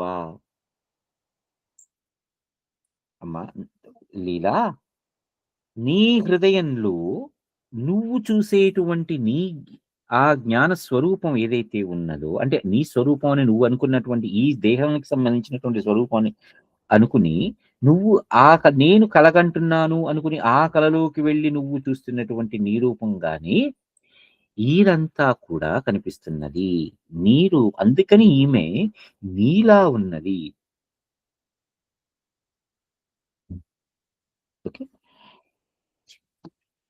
ఆ చిత్శక్తి నీలో ఆ కలలో ఉన్నటువంటి ఆ చిత్శక్తి 2 కూడా ఒకటే. ఎందుకంటే ఆ కలలోకి వెళ్ళిన తర్వాత, ఆ కలలో ఇది నేను అనేటువంటి భావన నీలో ఇంక పోలా. అక్కడ అందుకనే కదా! మనం అన్ని అనుభూతుల్ని మనమే చెందుతున్నాం. సో, ఇక్కడ అప్పుడేమవుతుంది? నీ భర్త పూర్వం మరణించినప్పుడు నీకుండినటువంటి ఈ సంస్కారాలని అనుసరించే అతడి రూపము నీకు తోస్తోంది. నీ రూపము నీకు తోస్తోంది. అలా అని అక్కడున్నటువంటి మంత్రులు, అక్కడున్నటువంటి రాజపరివారం, అక్కడున్నటువంటి రాజ్య ప్రజలు, ఇక్కడ ఈ జగత్తులో నీకు కనిపిస్తున్నారు. మృతి జన్మన్య సద్రూప మృత్యుం జన్మావ్యసన్మయం విశరేద్విషరారుత్వాత్ అనుభూతేశ్చ రాఘవ. వశిష్ఠ మహర్షి రాముల వారితో మళ్ళీ బయటికెళ్ళాలంటున్నారు. రామా, జన్మ ముహూర్తమున మృత్యువు అసన్మయమైనట్లుగా మృత్యు సమయమున కూడా జన్మ అసత్తగుతుంది. పుట్టినప్పుడు మరణం అనేది ఎక్కడ ఉన్నది? పుట్టాం కదా! జస్ట్ ఆ ఇన్స్టెన్స్ వరకే తీసుకుందాం. అలా అని మరణించాను అన్నప్పుడు జన్మ ఎక్కడుంది? అంటే కేవలం కేవలం ఆ 2 ఇన్స్టెన్సెస్‌లో మాత్రమే మాట్లాడుకుందాం. మిగిలినదంతా ఇది జన్మ, జగత్తు, మృత్యువు ఇవన్నీ మనం తర్వాత మాట్లాడుకుందాం. కానీ ఆ పర్టిక్యులర్ ఇన్స్టెన్స్‌లో పుట్టుక అని జరిగింది. అక్కడ మరణం లేదు. అలా అని మరణం అనేటువంటి ఇన్స్టెన్స్‌లో పుట్టుక లేదు. అలాగే రామా, మృతి జన్మన్య సద్రూప మృత్యుం జన్మావ్యసన్మయం విశరేద్విషరారుత్వాత్ అనుభూతేశ్చ రాఘవ. ఇదంతా కూడా అనుభూతులు మాత్రమే. రాఘవ, జన్మ సమయంలో మృత్యువు అసన్మయమైనట్లుగా, అలానే మృత్యు సమయంలో జన్మ అసత్తైనట్లుగా ఏ వస్తువు యొక్క అభావం సిద్ధిస్తున్నదో ఆ వస్తువు బాధాకాలంలో విపర్యానుభవం కలుగుతున్నది. అలానే అంటే ఇంతకు మునుపు నీకు కలిగినటువంటి ఇది ఉన్నది అంటే ఇది లేదు. ఇది లేనిది ఇది ఇప్పుడు ఇది ఉన్నది అంటే అది లేనిది. కదా! మృతి జన్మన్య సద్రూప మృత్యుం జన్మా వ్యసన్మయం విశరేద్విశరారుత్వాత్ అనుభూతేశ్చ రాఘవ. ఇవన్నీ కూడా విశరేత్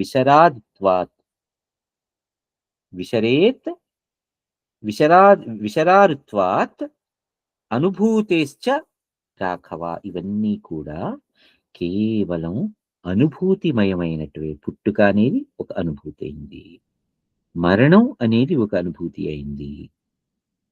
పుట్టుక అంటే ఒక అనుభూతి కలిగినప్పుడు ఇంకొక అనుభూతికి తావు లేకుండా పోతుంది. కేవలం ఈ అనుభూతి ఎవరు అనుభవిస్తున్నారు? నేను అనేటువంటి చైతన్యం అనుభవిస్తున్నది. నేను అంటే ఈ దేహం అని కాదు కదా. నేను అంటే ఆ చైతన్య స్వరూపం. నేను నాలో ఉన్నటువంటి ఈ చిత్ స్వరూపం అనుభవిస్తుంది. అంటే ఇప్పుడు ఈ చిత్ స్వరూపానికి 2 అనుభూతులు మాత్రమే. ఇప్పుడు ఈ రెండింటికి మించి ఏదైతే ఉన్నది, ఈ రెండింటిని అనుభవిస్తున్నది ఏదైతే ఉన్నది, ఆ చిత్ స్వరూపమే కదా, ఆ చిత్తే కదా, చైతన్యమే కదా. అదే కదా సత్యమైనది. మిగిలినవంతా కూడా అసద్రూపాలు, లేనివైనటువంటి. రామ, అధిష్టానంగా ఉన్నటువంటి ఈ చైతన్య స్వరూపం ఒక్కటే సత్యమని గ్రహించు. ఈ చైతన్యానికి కలుగుతున్నటువంటి ఈ అనుభూతులే జగత్తుగా వచ్చి జగత్తుగానే మిథ్యలై జగత్తుగానే నాశనమైపోతున్నాయి. అంటే ఈ కేవలం ఒక అనుభూతికరమైనటువంటి విషయం మాత్రం తప్పితే ఇందులో వాస్తవంగా ఉన్నది లేదు. ప్రతీదీ కూడా అసన్మయమే, అసద్రూపమే.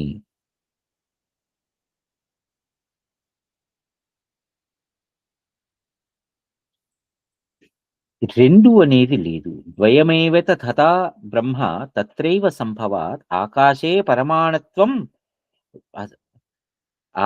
పరమాణ్వంతః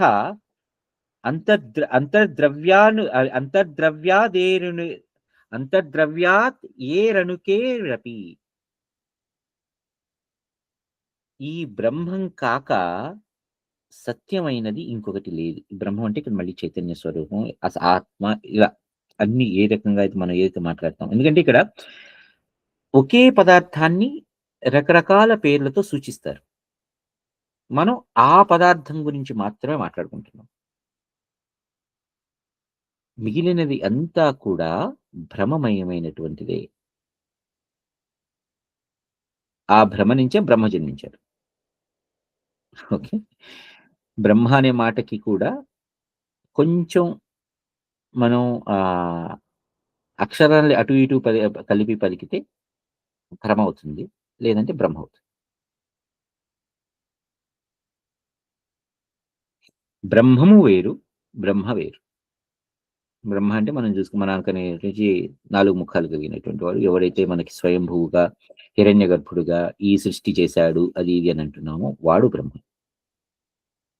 వాడు ఇప్పుడు ఉన్నాడంటే ఆ ఏకరసాత్మకమైనటువంటి ఏకాత్మ భావనలో అహం అనేటువంటి ఆలోచన కలిగినప్పుడు వచ్చినటువంటి వాడు బ్రహ్మ. వాడు చేసినటువంటి సృష్టి రచన ఇది.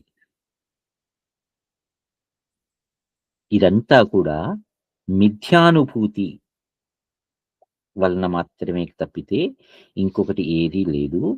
ఆ మాయ తొలగిపోతే అప్పుడు ఆ మాయ తొలగిపోయినటువంటి తర్వాత ఉద్భవించినటువంటి జీవుడు ఎవరైతే ఉన్నాడో వాడు మాత్రమే చైతన్య స్వరూపంగా ఉన్నటువంటి వాడు మాత్రమే, సత్యస్వరూపుడుగా ఉన్నటువంటి వాడు మాత్రమే నిజమైన వస్తువు తప్పితే ఇంకొకటి కాదు. నువ్వు ఇప్పుడు అమ్మవారు మళ్ళీ ఇక్కడికి వస్తుంది. అమ్మవారు చెప్తున్నది, నువ్వు ఇంతకు మునుపు నువ్వు ఎలా ఉన్నావో, నీ ఆలోచనలో నుంచి వచ్చినటువంటి ఈ కలలో, ఆ కలలో నీకు నీ రూపంగానే కనిపించవు. ఇదంతా కూడా నీ దృష్టిలో, నీ ఆలోచనలో జరుగుతున్నటువంటి, నీ జ్ఞప్తిగా జరుగుతున్నటువంటి వస్తువు. ఈ పద్మ మహారాజు పోవటం, అక్కడి నుంచి నువ్వు సమాధి స్థితిలోకి వెళ్ళి, ఆ సమాధి స్థితిలో నువ్వు చూస్తున్నటువంటి ఈ జగత్తులోకి రావటం, ఈ జగత్తులో ఆ విధురథ మహారాజు పద్మరాజుగా కనిపించటం, ఆ పద్మరాజుగా కనిపించినటువంటి ఆ విధురథ మహారాజు గారి యొక్క భార్యగా కనిపించినటువంటి లీల నీలా కనిపించటం, ఇదంతా కూడా నీ యొక్క కళలు, నీ చిత్స్వరూపం, నీ చైతన్యం కలిసి, నీ చైతన్యానికి సంబంధించినటువంటి కళలో వచ్చింది కాబట్టి నువ్వు అనుకుంటావు. అందుకని నీకు నీలా కనిపించావు అని అమ్మవారు అక్కడ లీలాదేవికి సమాధానం ఇస్తారు. మనం వాటికి ఇక్కడ ఆగుదామండి. మీకు ఏదైనా ప్రశ్న కానీ ఏదైనా ఉంటే మనం చర్చించుకోవచ్చు.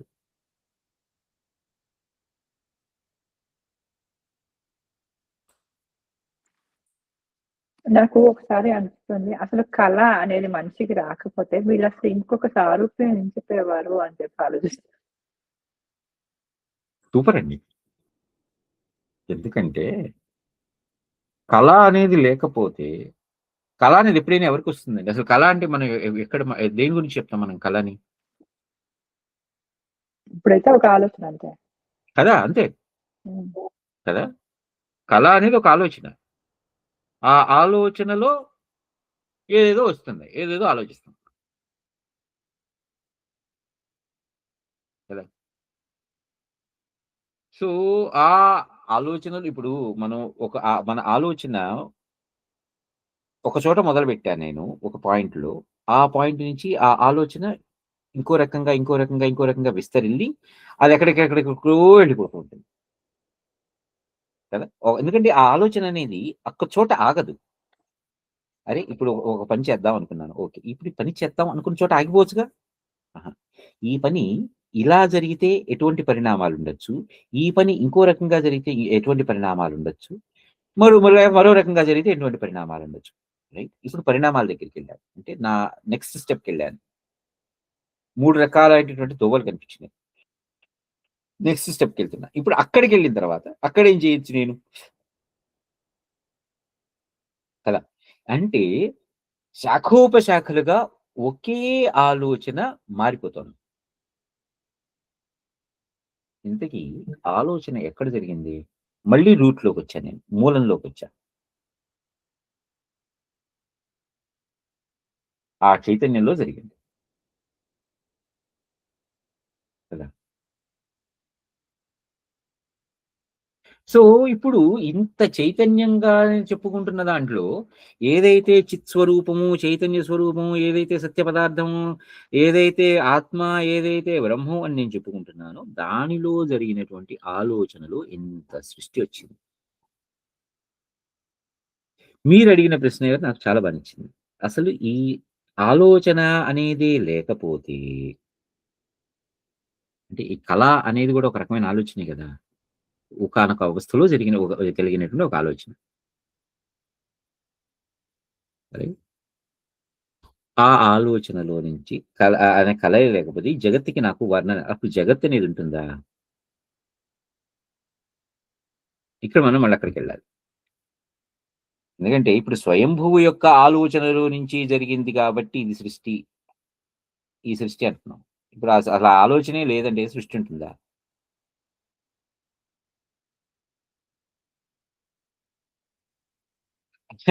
సో ఒకవేళ మనం స్వప్నానుభూతి అని తీసేద్దాం అనుకోండి, జాగ్రత్త అవస్థలోనే ఉన్నాం అనుకున్నాం. జాగ్రత్త అవస్థలో కూడా ఏదో ఇంకో ఆలోచన కలుగుతూనే ఉంటుంది కదా మనకి. మన మస్తిష్కం ఏం ఖాళీగా ఉండదు కదా. ఏదో ఒక అదేంటి, పుర్రెకో బుద్ధి జిహ్వకో రుచి అంటారు. మనం పుర్రె ఆలోచిస్తూనే ఉంటుంది. ఎందుకంటే ఆలోచన అనేది మాత్రమే ఒక రకమైనటువంటి శాశ్వతంగా స్వరూపమైనటువంటి ఒక రకంగా ఆలోచిస్తుంది. అంటే ఆ ఆలోచనే చైతన్య స్వరూపం. చిత్ స్వరూపం గాని ఏదైనా సరే కేవలం ఒక ఆలోచన. ఇప్పుడు స్థాణువు అంటారండి పరమేశ్వరుడిని. స్థాణువులో ఎటువంటి చలనము లేదు అంటారు. అంతే గదా! స్థ అణు. స్థాణు. రైట్? స్థ అంటే స్థిరంగా ఉండేటువంటి ఒక అణువు అంటారు. స్థాణు. అంటే అక్కడ మళ్ళీ మనం ఆలోచించామనుకోండి. స్థాణు రూపం. అంటే ఎటువంటి ఆలోచనలు ఎటువంటి చలనము లేనటువంటిది. అరే! అణువు అంటున్నావు, మళ్ళీ అంటున్నావు. స్థిరంగానే ఒక అణువు ఎలా కలగలుగుతుంది. ఆ అణువులో మళ్ళీ ఏదో చలనం ఉంటుంది. అంటే అటు చలనము, ఇటు స్థిరత్వము 2 కలిసే అప్పుడు స్థాణువు అవుతుంది. భగవంతుడవుతుంది. అంటే ఆ 2 కలవటం అంటేనే చైతన్య స్వరూపం. చైతన్యం. ఇప్పుడు మనం ఆహ్, రాయిని చూస్తాం. రాయి మనకి కదలిక లేనిది అంటాం. లేపోతే చెట్టు ఉంటుంది. చెట్టు కదలదు అంటారు. కదా! చెట్టు మనకి కనిపించే రీతిలో కదలకపోవచ్చు. లేపోతే మనం కదలిక అనుకుంటున్నది కదలిక అది చెట్టుకి లేకపోవచ్చు. దాని గుణానికి ఆపాదించలేకపోవచ్చు. కానీ ఇప్పుడు చెట్టు భూమి లోపలికి చొచ్చుకొని పోతోంది. అలానే ఆకాశంలోకి ఎదుగుతూ పోతుంది. మరి అది కూడా కదలటమే గదా! దాంట్లోనూ కదలికుంది గదా! రాయి ఉన్నది. రాయి స్థిరంగా ఉన్నది అంటారు. లేకపోతే రాయి జడమైనది అంటారు. రాయిలో జడనం ఏంటిది? అందులో ఉండేటువంటి అణువులు లేవా? అణువుల్లో ఉండేటువంటి పరమాణువులు లేవా? ఆ పరమాణువుల్లో ఉండేటువంటి మిగిలిన ఇంకా కణాలు లేవా? అంటే ఈ 2 కలిస్తేనే ఒక రకంగా చెప్పాలంటే ఇక్కడ మనకు అర్ధనారీశ్వర తత్వం బోధిపోతుంది. అమ్మవారు చిత్ స్వరూపం, అయ్యవారు స్థాను రూపం, స్థిర స్వరూపం. ఈ 2 కలిస్తేనే జగత్తనేది వస్తుందిరా! అక్కడ అర్ధనారీశ్వరుడుగా. అందుకని మనకి అర్ధనారీశ్వరుడి తత్వం అనేది అక్కడ అలా అలా మనం ఆపాదించుకోవాలి. అన్వయించుకుంటాం మనం. అమ్మవారు శుద్ధమైనటువంటి చిత్ స్వరూపం. డైనమిజం. అయ్యవారు ఎటువంటి కదలిక లేనిది అంటారు. కానీ ఆ 2 కలిస్తేనే ఇదంతా కలుస్తుంది. జగత్తొస్తుంది.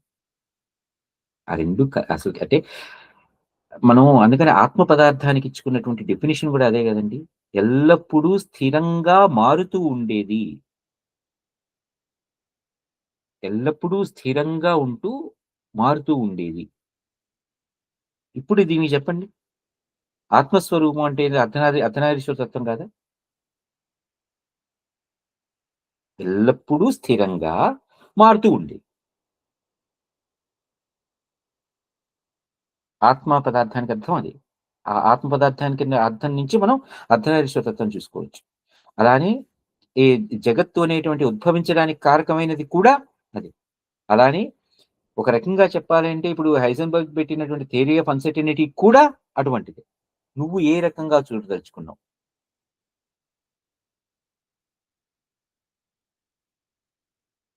సో, దీన్ని మనం ఇంకా విచారిస్తున్నాం అనుకోండి. మనకి ఇంకా ఎప్పుడు చూసినా అదే బోధపడుతూ ఉంటుంది. అదే మనకి మళ్ళీ ఆ మూలమైనకే వచ్చి చేరతాం మనం. కదా! మన ఆలోచన మళ్ళీ అక్కడికే చేరుతుంది. ఆ మూలమైనటువంటి దాంట్లోకి చేరుతాం మనం. సో, ఇది ఎల్లప్పుడూ కూడా ఉండేటువంటి కాన్స్టెంట్ సైకిల్.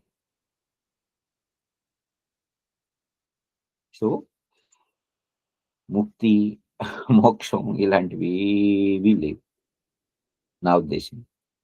కేవలం అది కూడా వీటన్నింటి నుంచి విడిపడిపోయి నేను విడిగా ఉన్నాను అని అనుకోవడం.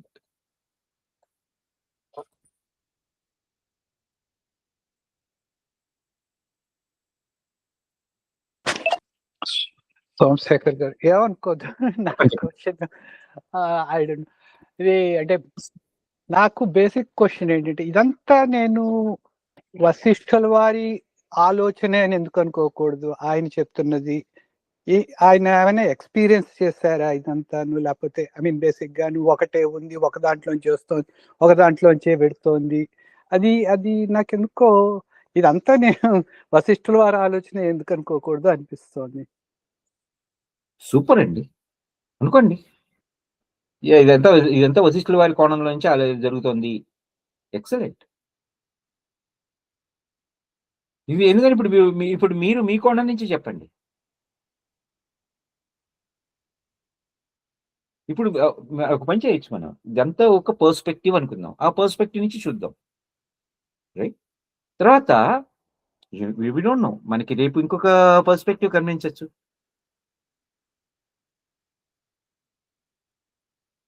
దేన్ని ఎక్కడ మనం రూల్ అవుట్ చేయలేము. ఇది ఇలా ఉంటుంది, ఇలా ఎందుకు ఉన్నది, ఇలా ఎందుకు కాకూడదు, అవ్వచ్చేమో, డెఫినెట్ గా అవ్వచ్చు.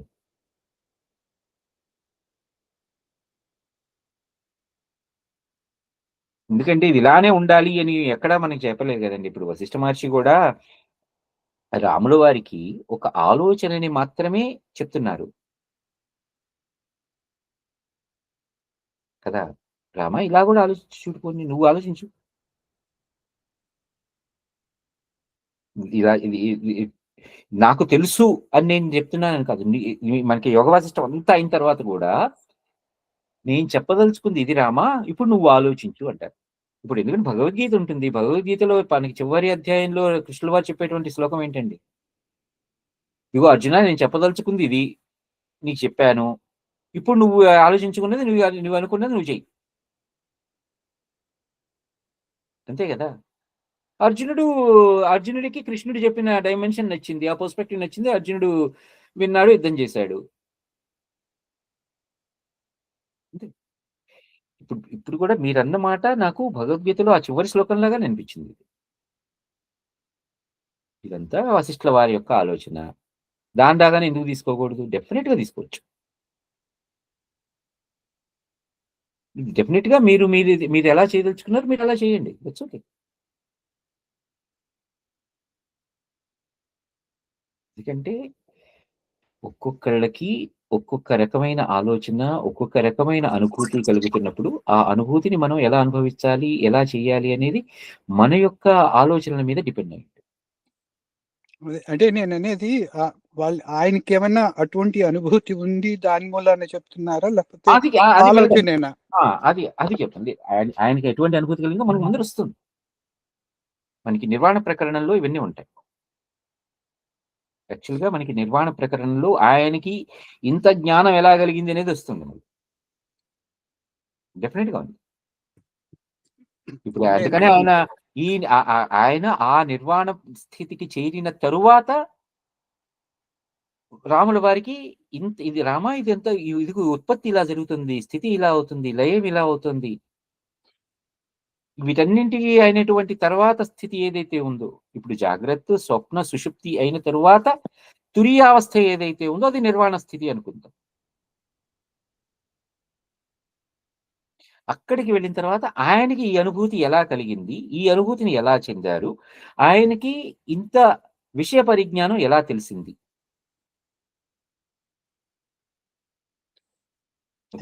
అది అంటే ఐ మీన్ ఎప్పుడైనా సరే ఒకళ్ళ ఎక్స్పీరియన్స్ మనకి ఉండకపోవచ్చు, డైరెక్ట్ ఎక్స్పీరియన్స్, కాకపోతే వాళ్ళ ఎక్స్పీరియన్స్ షేర్ చేసుకున్నప్పుడు అది డిఫరెంట్ గా ఉంటుంది కదా. ఓకే, నేను ఎలా అనుభూతి చెందాను ఇది అని చెప్పేసి అది ఇట్ సపోర్ట్స్ ఆల్సో అనిపిస్తుంది. అవును, అందుకని మనం అక్కడ నిర్వాణ స్థితిలోకి చేరిన తరువాత, నిర్వాణ ప్రకరణానికి చేరిన తరువాత అక్కడ వశిష్ఠ మహర్షి నాకు ఈ అనుభూతి ఎలా కలిగింది అనేది చెప్తారు ఆయన. సో అందుకనే మనకి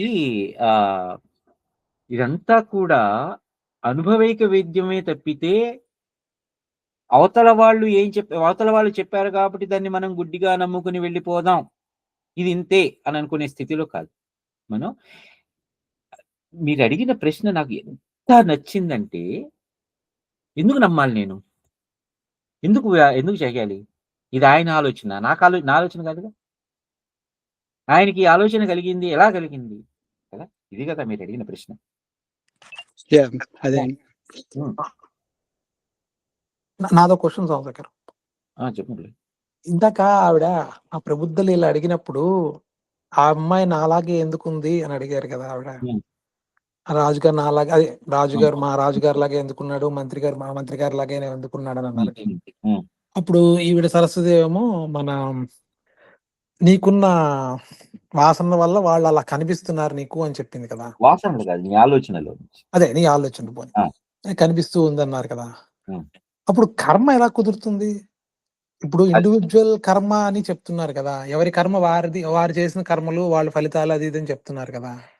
సూపర్. సో ఇప్పుడేమో మనం ఇక్కడ ఏం చెప్తున్నారంటే చూసేవాడు బట్టి ప్రపంచం అంతా మారుతుంది అంటున్నారు. నువ్వు చాలా అక్కడ 2 ప్రాబ్లమ్స్ ఉన్నాయి. ఒకటేమో చూసేవాడి బట్టి మారుతుంది అంటే మరి అవతల వాడి బట్టి మరి యువతల స్వరూపాలు వస్తున్నాయా అనే క్వశ్చన్ వస్తుంది. రెండోది కర్మ ఎలా కుదురుతుందో అర్థం కావట్లా. ఎక్సలెంట్. ఇప్పుడు కర్మ సిద్ధాంతం అనేది మనం మాట్లాడుకోవాలి అనుకో మురళి. ఎవరి కర్మ? చేసిన వాడి కర్మనే చెప్తారు కదా. ఎవరు చేసిన చేశారో వాడెవడు? వాళ్ళ అనుభవం. చేసిన వాడెవడు? చూసేవాడు అంటే ఇటువైపు ఉన్నవాడు. ఇప్పుడు ఇందాక మనం మాట్లాడుకున్న దాంట్లో ప్రబుద్ధ లీల అనుకో. రుద్రయ అనేటువంటి ఆవిడ తాను చేసిన కర్మలు అంటున్నావు. అంతే కదా. ఆవిడ కర్మ అంటూ ఏం చేస్తోందక్కడ?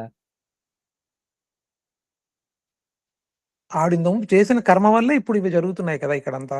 మనం అంటే మనం ఇప్పుడు ఆవిడ మాట్లాడుకున్న ప్రకారం అక్కడ అంత దూరం వద్దు. ఆవిడ ఏ కర్మ చేస్తోంది? చూడడం అనే పని చేస్తోంది ఏం చూస్తుంది? ప్రపంచాన్ని. అదే ఎలా? వాళ్ళ రాజుగారిని వాళ్ళందరినీ. ఎలా చూస్తుంది? నాకు అర్థం కాలేదు. ఒక చిత్స్వరూపంగా చూస్తుంది. కదా! ప్రబుద్ధ లీల అంటే బుద్ధి. ప్రబుద్ధ లీల కాబట్టి ఆవిడ అలాగే చూస్తా. అవును. అవునా? ఆ ప్రబుద్ధ లీల అంటే ఆ ప్రబుద్ధ లీలలో ఆ చైతన్య స్వరూపం చేస్తున్నటువంటి కర్మ ప్రకారం ఇది కనిపిస్తోంది. ఆ కర్మ ఆవిడకి ఆ ఆలోచన ఎలా కలిగింది? తెలీదు నాకు. ఆవిడ నేను ఇది చెయ్యాలి, ఇది చూడాలి అనేటువంటి ఒక సంకల్పంతో ఆవిడ చేస్తోంది. కదా! నేను నా భర్త దగ్గరికి వెళ్ళాలి. నా భర్త ఈ ఈ పూజా గది నుంచి వెళ్ళిపోకూడదు. ఆ జీవాత్మ ఇక్కడే ఉండాలి. అందుకని ఇక్కడే ఉంటాను అనేటువంటి ఒక కర్మ చేస్తూ, ఆ కర్మని సాధించుకోవటం ఒక ఆలోచన చేస్తూ, ఆ ఆలోచనని సాధించుకోవడం కోసం చేస్తున్నటువంటి కర్మ ఇది. ఆ కర్మకి ఫలితంగా ఇప్పుడు ఇదంతా జరుగుతుందనుకుందాం. ఇప్పుడు నువ్వు కలలో ఉన్నావనుకో మురళి, నిద్రపోతున్నావు. నిద్రపోతున్నప్పుడు కల కంటున్నావు. ఆ కలలో జరిగేటువంటి కర్మ ఏది? అసలైన కర్మ. నేను నిద్రపోవడం. అంతే కదా! సో, ఆ కలలో, ఆ నిద్రపోవడంలో అనేకమైనటువంటి ఆలోచనలు రావడంలో ఇదంతా కూడా అంటే ఒక కర్మ ఫలితంగా ఇదంతా వస్తుందనుకున్నాను. ఎందుకంటే నేను నేను సరిగ్గా ముడిపెడుతున్నానో, ముడిపెట్టట్లేదో నాకు తెలియదు గానీ, నా ఉద్దేశంలో ఆ కర్మ ఫలితంగా ఇదంతా జరుగుతోంది. ఇప్పుడు కర్మ సిద్ధాంతాన్ని నువ్వు ఆత్మ సిద్ధాంతానికి అన్వయిద్దాం అనుకుంటున్నావు. అలా కాదు. అంటే అది నేను అన్వయించడం కాదు.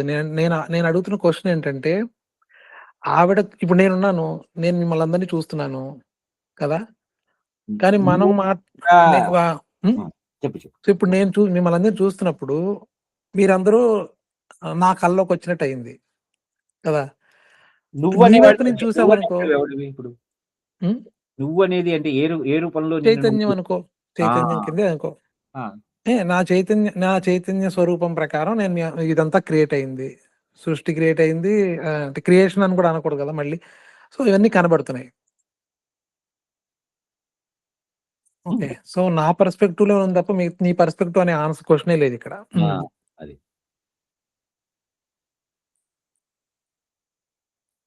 అది ఎప్పటికీ తెలీదు. నువ్వనేవాడు ఉన్నావో లేదో. అదే నువ్వనేవాడు ఉన్నావో లేదంటే మొత్తం అంటే ఉన్నదంతా నువ్వంటే నా ఎదురుగుండా నువ్వు ఉన్నావో లేదో అప్పటికి తెలీదు. ఉన్నదంతా కూడా నేనే. ఏకాత్మకమైనటువంటి ఆ అహం అనేటువంటి ఆలోచనే, ఆ కాన్షియస్నెస్ ఉన్నది. అందుకని మనకి భాగవతాన్ని కూడా మనం ఆ ఏదో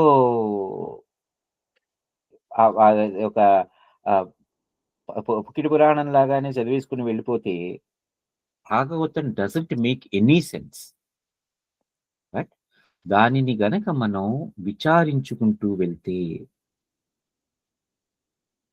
భాగవతంలో, ఎందుకంటే భాగవతాన్ని ఎందుకు ఇంత మనం చెప్తున్నామంటే, ఆ భాగవతం అనేది కూడా భగవంతుడికి సంబంధించినటువంటి 6 లక్షణాలకి అంటే లక్షణాలు మాత్రమే చెప్తుంది అది.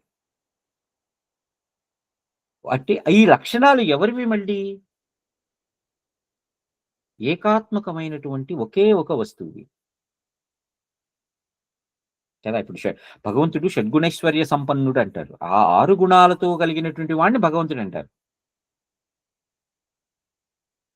ఆ 6 గుణాలు మాత్రమే అవి. అంటే గుణాలు దేనికైతే ఉంటాయి, ఆ గుణాలు దేంట్లోంచి వచ్చినాయి, ఆవిర్భవించినాయి.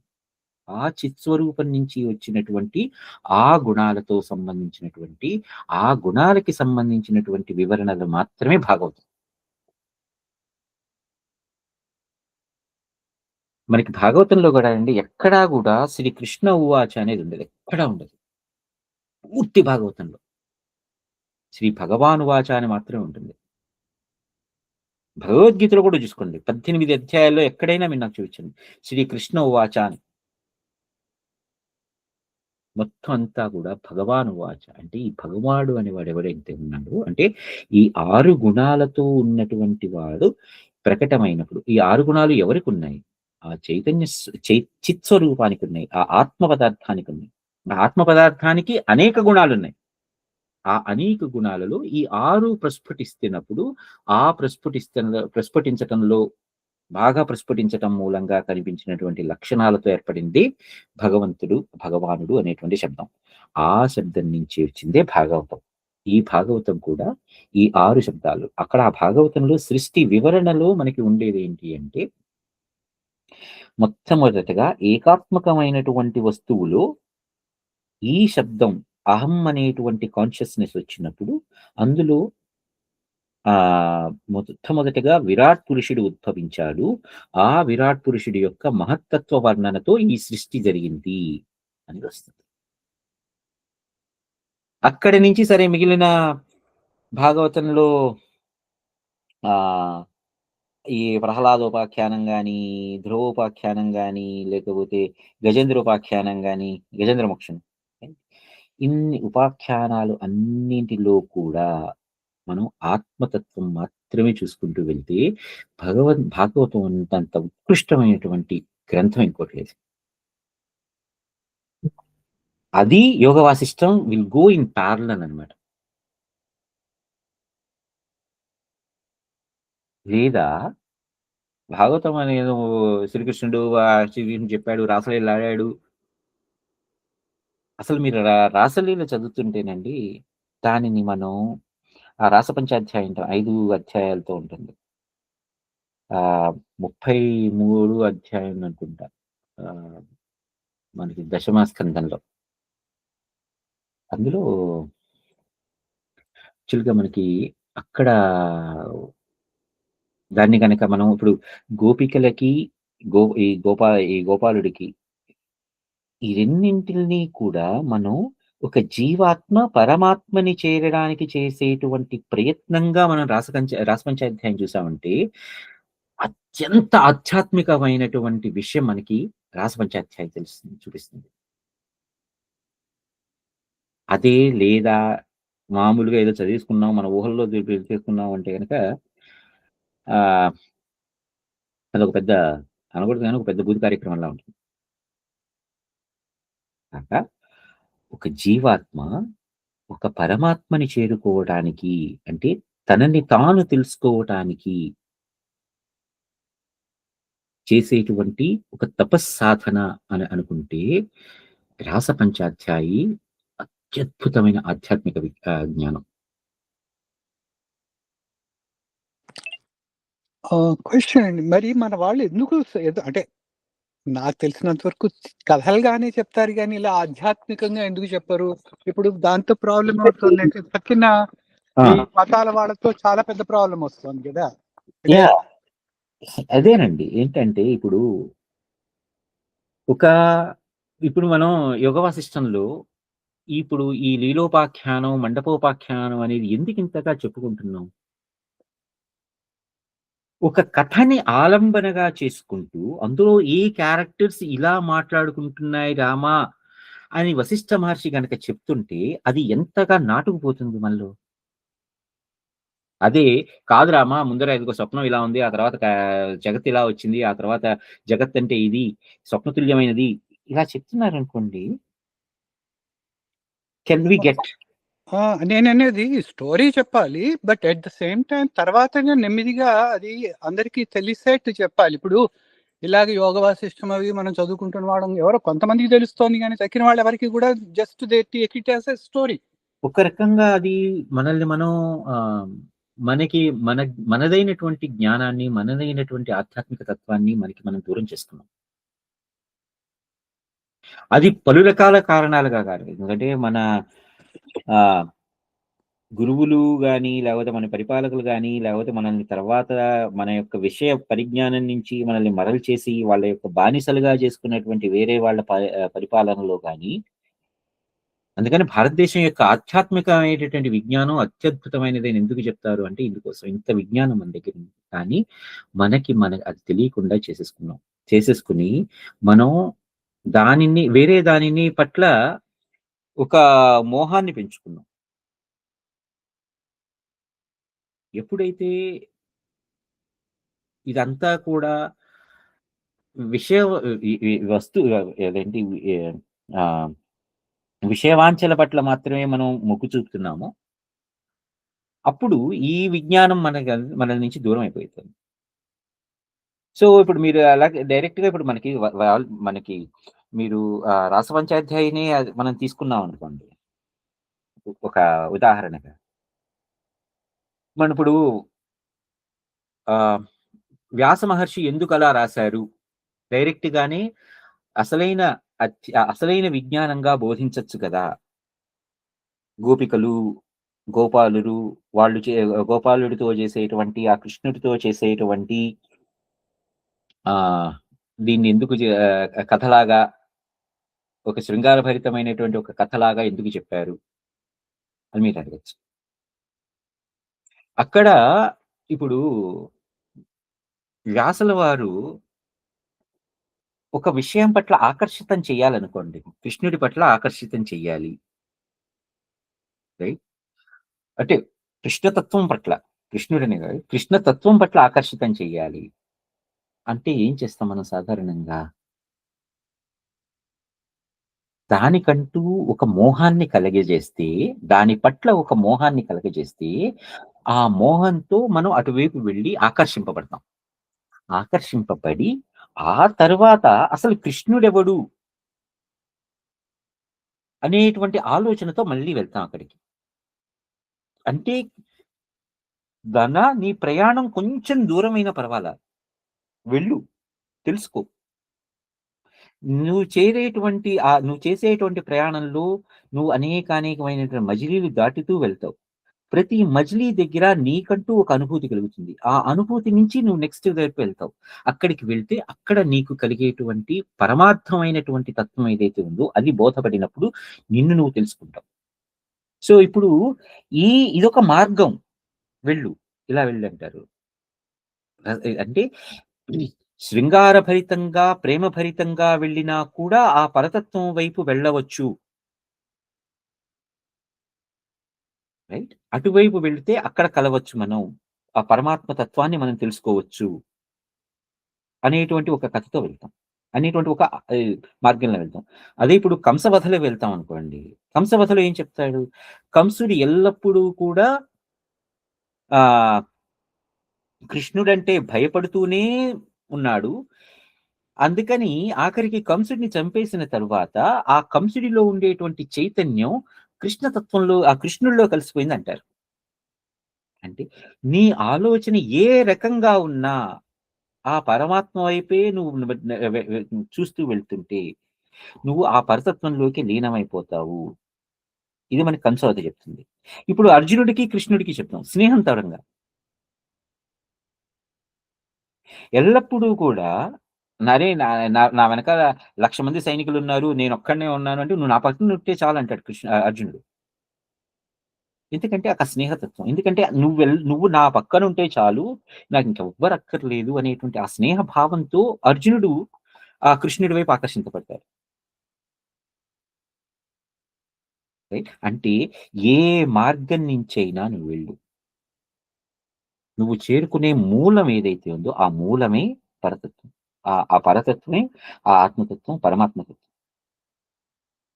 సో, మనకి మన గురువులు ఇంత విజ్ఞానాన్ని ఇన్ని రకాలుగా ఇప్పుడు మనకి ఆఖరికి ఆహ్, ఒక చిన్న ఉదాహరణ చెప్పాలంటే ఆహ్, బేలూరు, హలిబేడు అన్న చోట్ల చెన్నకేశవ స్వామివారి ఆలయం అంటే జక్కన్న గారి గుడి అంటారు కదా! జక్కన్న గారు ఉండేది. ఆయన, ఆయన శిల్పశాస్త్రంలో ఆయన చేసినటువంటి తపస్సుతో ఆయన పరమాత్మలో లీనమైపోయాడు. ఎందుకంటే ఆయన దృష్టిలో కృష్ణుడనేవాడు ఇంతగా ఉంటాడు. లేకపోతే విష్ణుమూర్తి అనేవాడు ఇంతగా ఉంటాడు. కేశవుడు అనేవాడు ఇలా ఉంటాడు అని ఆయన మస్తిష్కంలో ఉండి ఆయన చెక్కుతున్నంత ప్రతి మైన్యూటెస్ట్ డీటెయిల్‌లో కూడా ఆయన ఆ పరతత్వాన్నే ఆరాధించాడు. ఆరాధించి ఆయన అలా అంటే ఏ రకంగా వెళ్ళినా నాన్న నువ్వెలా చేరగలవు, పరతత్వాన్ని చేరగలవు అనేటువంటి గొప్ప విజ్ఞానాన్ని మనకి బోధించారు మన గురువులు. అయితే మనం అటువంటి విజ్ఞానాన్ని బోధించేటువంటి గురువుల యొక్క ఆహ్, సాంకర్యాన్ని మనం పోగొట్టుకున్నాం. ఆ గురువుల వైపు అటువైపు వెళ్ళాలి అనేటువంటి దాన్ని. అంటే ఒక రకమైన మోహత్వంలో పడిపోతున్నాం మనం. ఆ మోహత్వాన్ని వదులుచుకొని మనం మన ప్రయాణం సాగించాలి. ఇప్పుడు అటువైపు వెళ్ళాలి అనేటువంటి బోధించాలి గదా! జనాలకి. ఆ బోధకులే లేరు. ఇప్పుడు మనకి ఈ మన అదృష్టం కొద్దీ ఇప్పుడు మనకి ఆహ్, చ చాగంటి గారు గాని, ఆహ్, మల్లారాయన గాని, లేకపోతే మన గరికపేట ఆయన గాని, లేకపోతే వడ్డిపత్తి వారు గాని, ఇలాంటి గురువులందరూ మనకొచ్చారు. వచ్చి ఇప్పుడు ఒక స్టెప్ ఎక్కిస్తున్నారు మనల్ని. ఎక్కించినప్పుడు మనం ఆహ్, భారతీ తీర్థ స్వామి వారి దగ్గరకో, లేకపోతే కంచిపీఠం వారి స్వామి వారి దగ్గర, మహాస్వామి వారి దగ్గరకో మనం వెళ్ళగలుగుతాం. అక్కడి నుంచి వాళ్ళు మళ్ళీ ఇంకొక ఆధ్యాత్మికమైనటువంటి మార్గం వైపు చూపిస్తారు. అంటే అంచెల వారీగా మనం ఒక అంచె దాటి ఇంకొక అంచె, ఇంకొక అంచె దాటి ఇంకొక అంచె. అలా అంచెల వారీగా మనం మన గురువుల వైపు వెళ్తాం. ఇదంతా గూడా మనకి ఆహ్, అంటే నేను ఈ రాసపంచాధ్యాయం ఎందుకు ఎగ్జాంపుల్‌గా చెప్తున్నానంటే, బయట వైపు చూస్తే కృష్ణుడి వైపు వెళ్ళటానికి ఒక ప్రేమ మార్గం కనిపిస్తుంది. ఇప్పుడు అదే తర్వాత కాస్త మనకి విషయ పరిజ్ఞానం తెలిసిన తర్వాత మళ్ళీ రాసపంచాధ్యాయి చదివితే ఒక జీవాత్మ పరమాత్మ వైపు చేరేటువంటి తత్వం కనిపిస్తుంది. ఆ తర్వాత మళ్ళీ తెలుసుకుంటే నాలో నేను ఎలా ఉన్నత స్థితికి చేరుకోగలుగుతున్నానో తెలుస్తుంది. అంటే నన్ను నేను తెలుసుకొని నేనే పరమాత్మని అనేటువంటి విషయం తెలుస్తుంది. రాసపంచాధ్యాయి. ఎందుకంటే ఆహ్, ఒక మొట్టమొదటిగా కనిపించేది ఒక భౌతికమైనటువంటి ఒక వెళ్తుండంగా భౌతికమైనటువంటి మార్గం ద్వారా వెళ్ళిన తర్వాత, రెండవది వెళ్తుంది ఒక దైవికమైనటువంటి ఆత్మ. అంటే జీవాత్మ వాడెవడు పరమాత్మ. వాడు దివ్యమైనటువంటి వాడు. నేను జీవాత్ముడిని. నాకన్నా అంటే ఇది దైవిక పరంగా. అంటే వాడు దైవం. నేను జీవం. ఆ దైవం నుంచి వెళ్ళేటప్పుడు అక్కడికెళ్ళిన తర్వాత ఆ దైవత్వం తెలిసిన తరువాత మళ్ళీ నేను వెళ్తుంటే అక్కడ నాకు ఆత్మతత్వం తెలిసింది. నేనే వాడు, వాడే నేను. ఇది మనకి మన గురువులు చెప్పేటువంటి బోధ. కాబట్టి మనం మనం పోగొట్టుకున్నటువంటి దీన్ని మళ్ళీ మనం సాధించుకోవాలంటే మనం చేయాల్సిన సాధన మాత్రం.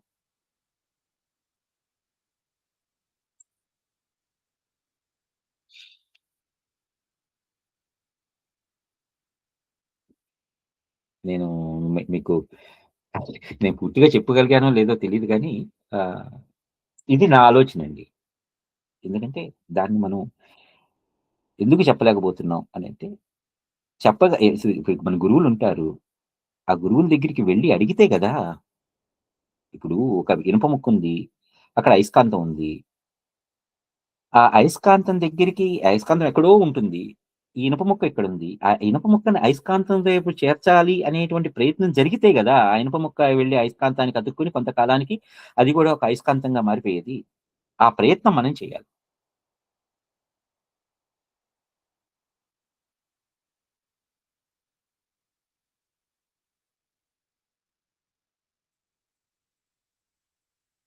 ఏమంటారు గంగాధర్ గారు?